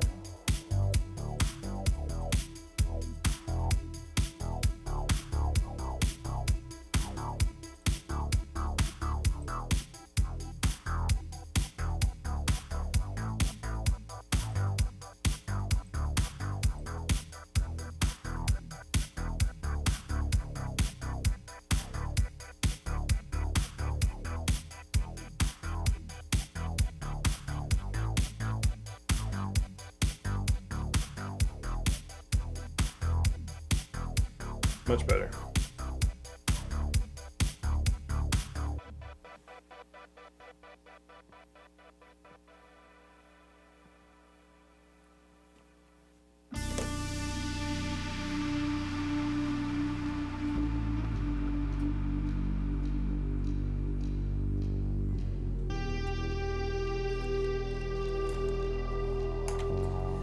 That looks so much better. Now I kind of want to go grab the other guitar again just so you can see it. Okay, so in this case, we are looking at... this is just the same thing. Just some new strings and take the photos, make sure it's all neat. So let's do that.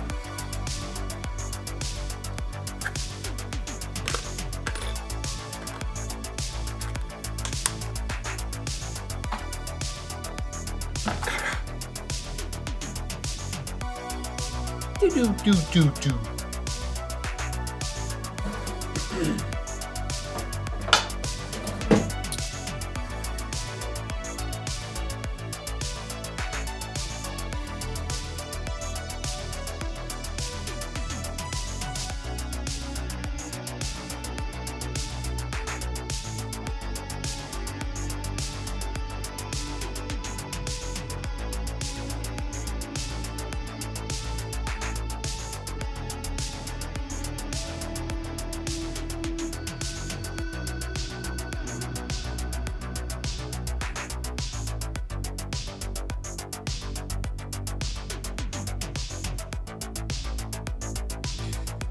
Clients are messaging me, which is ideal. Hey, I got another one for you. Cool. So checking the tuning on this. We're a whole step down. Okay.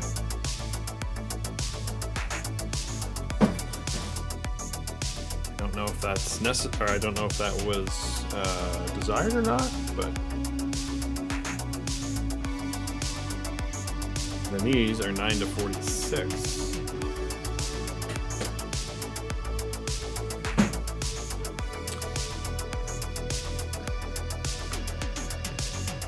I don't know if there's anything more classic than a Telly with a Bigsby. Like, come on. Seriously?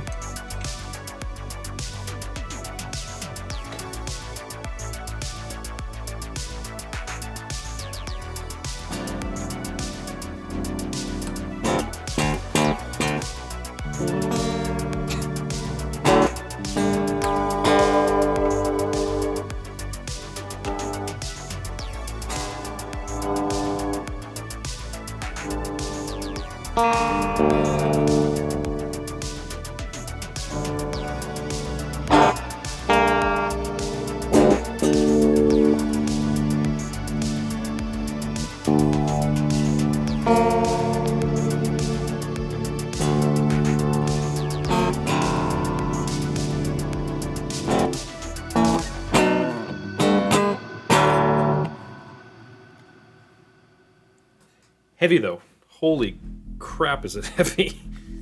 I don't have a little scale. It's actually one thing I've been meaning to get. Is a scale that I can measure bodies and such with.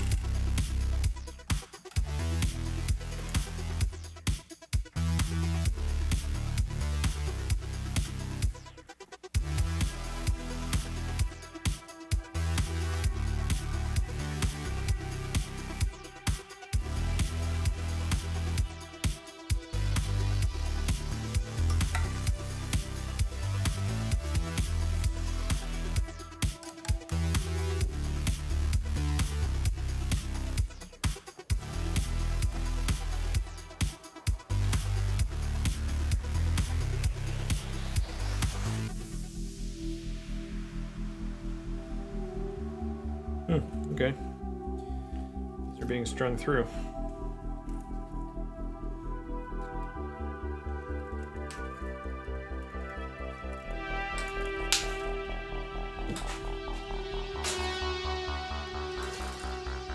All right, all right.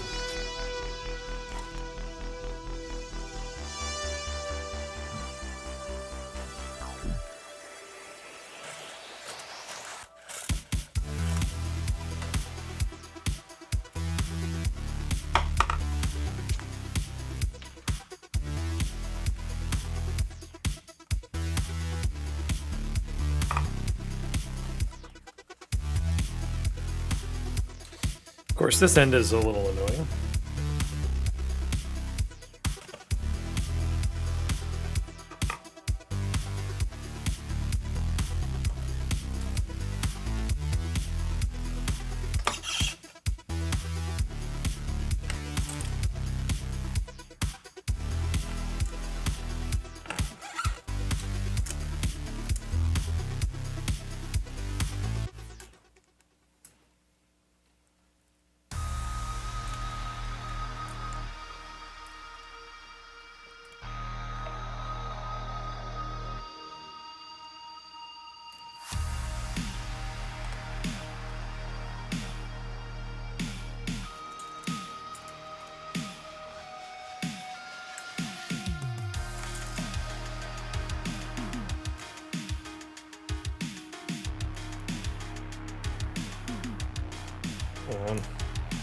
Come on.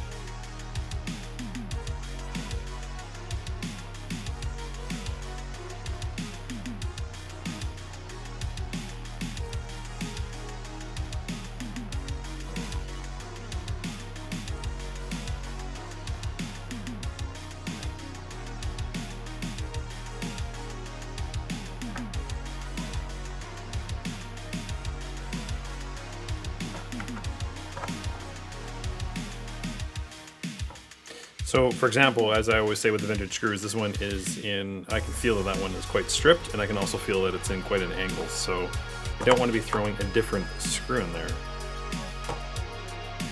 Same with that one.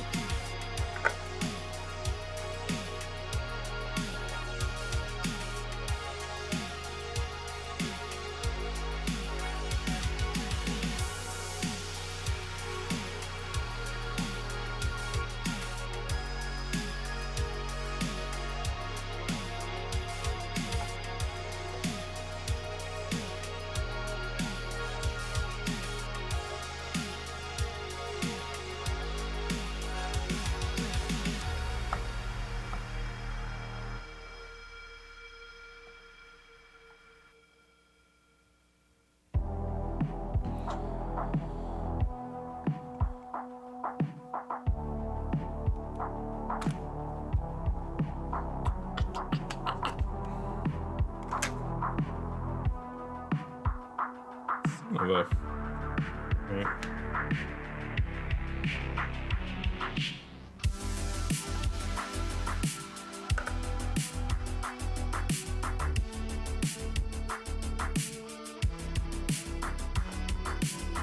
Some of these old tellies, actually, they've got the smuggler's pocket, which is pretty cool. And it's a route that they obviously use just in the guitar.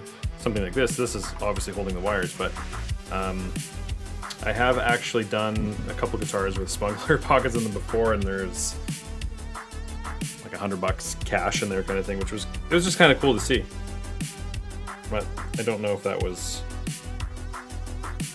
when that actually was done, but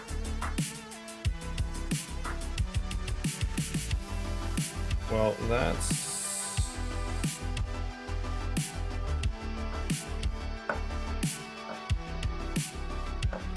my assumption is that that is the bridge ground.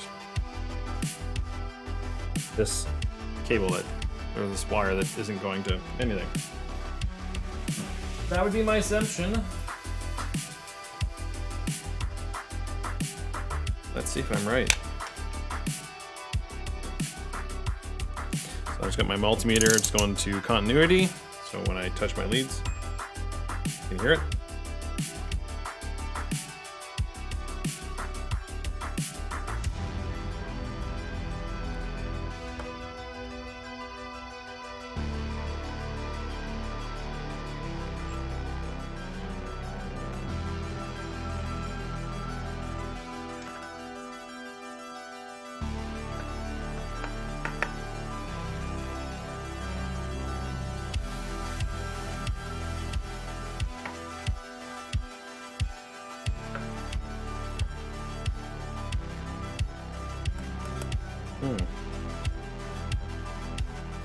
it's kind of a double ground actually, because the ground, basically what I was looking at there, I'll just do this real quick.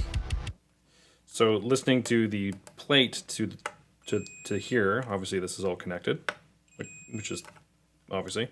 So this wire doesn't connect to this, but it does go off the bridge.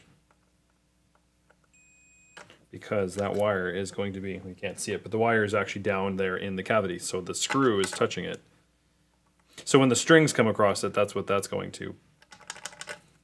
But it's kind of unnecessary because it is still grounding this way. And then the bridge would actually get done, or the Bigsby would actually get done through the strings as well. So anyway, it's a little interesting to see.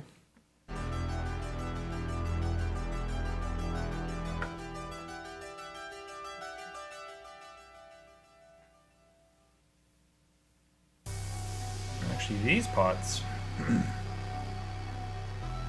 may be original. They're definitely looking aged.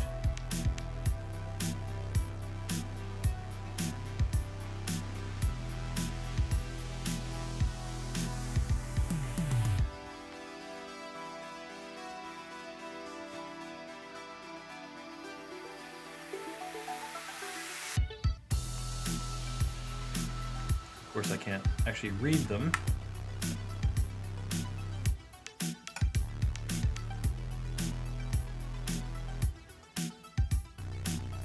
$67, 250K, yeah. So 032367. That's actually really cool. So hypothetically, there should be something on the side of the neck here too.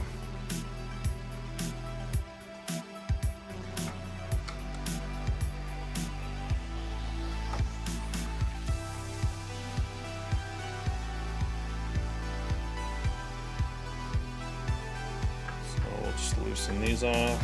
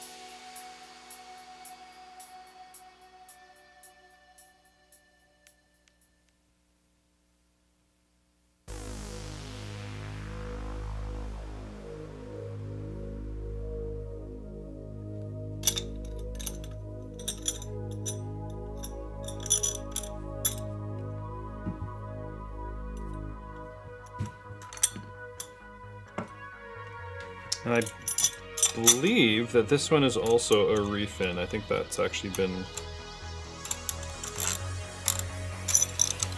Because again, the neck pocket is painted, which is not something that you do. And this plate's falling out, so we'll just do the same thing. We pull that aside.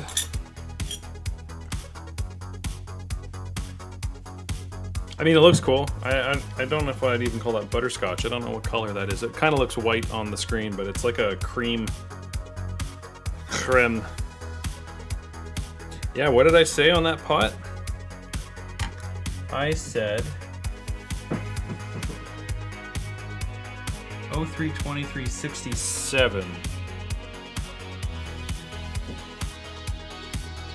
Yeah, that sounds about right.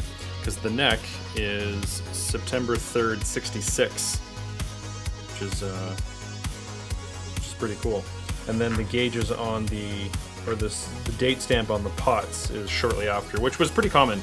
A lot of times they made a neck a little bit larger and then they sized it into the body that they had next in queue. And then they manufacture things a little bit differently now, but generally speaking. kind of neat. So let's take a picture of that.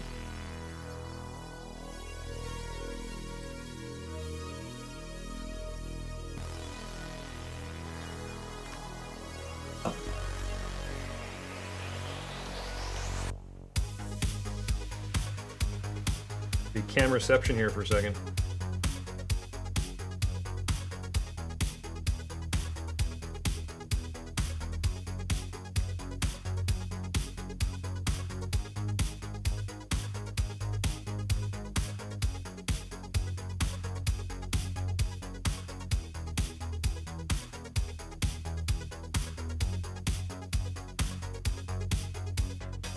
It's funny though, because like that's kind of what I was saying before. To me, I look at that and go, wow, that's an ancient pot. Let's change it. It feels pretty grimy. You can feel like you can feel it. You can also feel that all of the like it's just lost its resistance. It's not doesn't have the same feeling obviously as a new pot would. So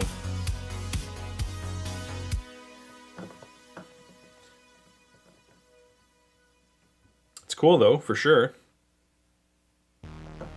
There's no doubting that. Like that's before my time.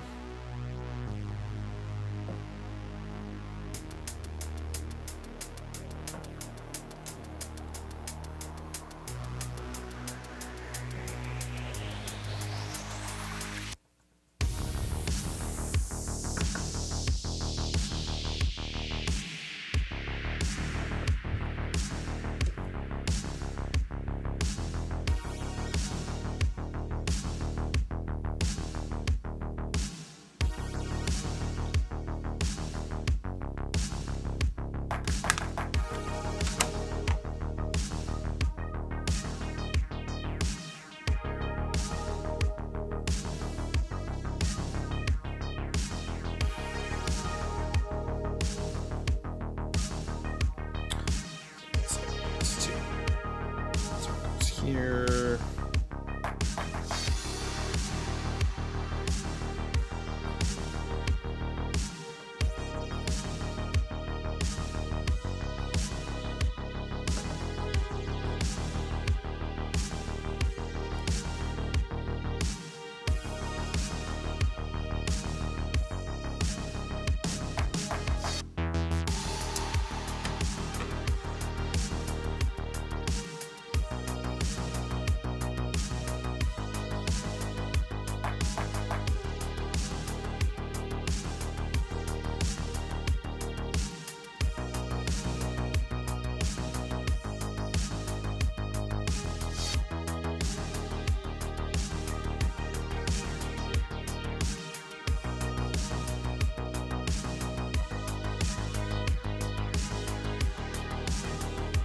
Once these are all in, body is done. Don't worry about taking anything else off, or cleaning, or polishing, or doing anything to that. It looks really cool, so we'll just leave it at that. We are going to do this quick little thing over on the other bench, so let's go do that.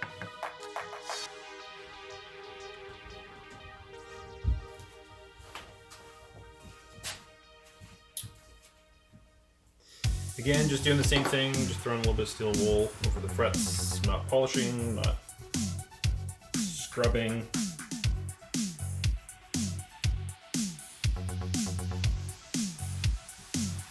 These frets are actually in really good shape. A couple dents I can see on these two frets on the second and third fret, but the that frets on that Strat that we just did are beyond gone. It's funny though, a lot of those guitars in that era were like fretless wonders, where the frets are basically flat. They're like parallel to the neck, but it doesn't really come into play too often. It doesn't really sound too bad. So I guess that's kind of cool. I don't fully understand it on how that's a thing, but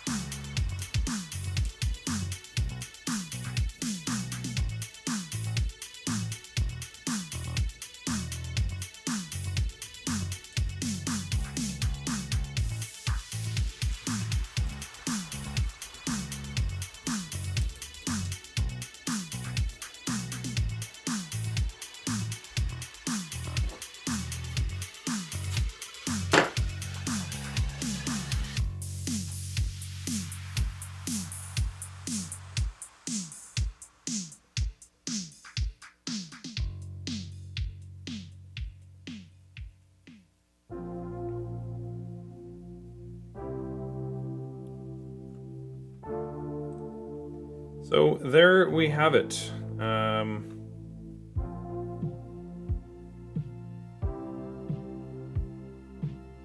Basically, the next step to this would be throwing some new strings on and stringing it up, and then this one's done. So we got a 66, and the last one was a 67. So we got some cool old vintage guitars coming through, which is, it's always fun. You know, you get the new guitars, which are great and gorgeous, but these are the ones that have the mojo. These are the ones that have been played. These are the ones that have been on stages. These are the ones that have all sorts of stories behind them. And sometimes you see the cool cigar burns and stuff like that, but yeah, it doesn't really get much more classic than a Telecaster with a Bigsby on it. In any case, I would like to thank you for hanging out and checking this out, and just kind of keeping me company today. But there will be a lot more coming. There's a lot of content that's being filmed as well, which is fantastic. Kind of half the reason why I'm going through marathons, trying to repair all this stuff.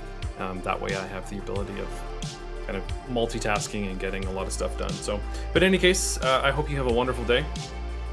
Thanks for watching. We'll see you at the next one.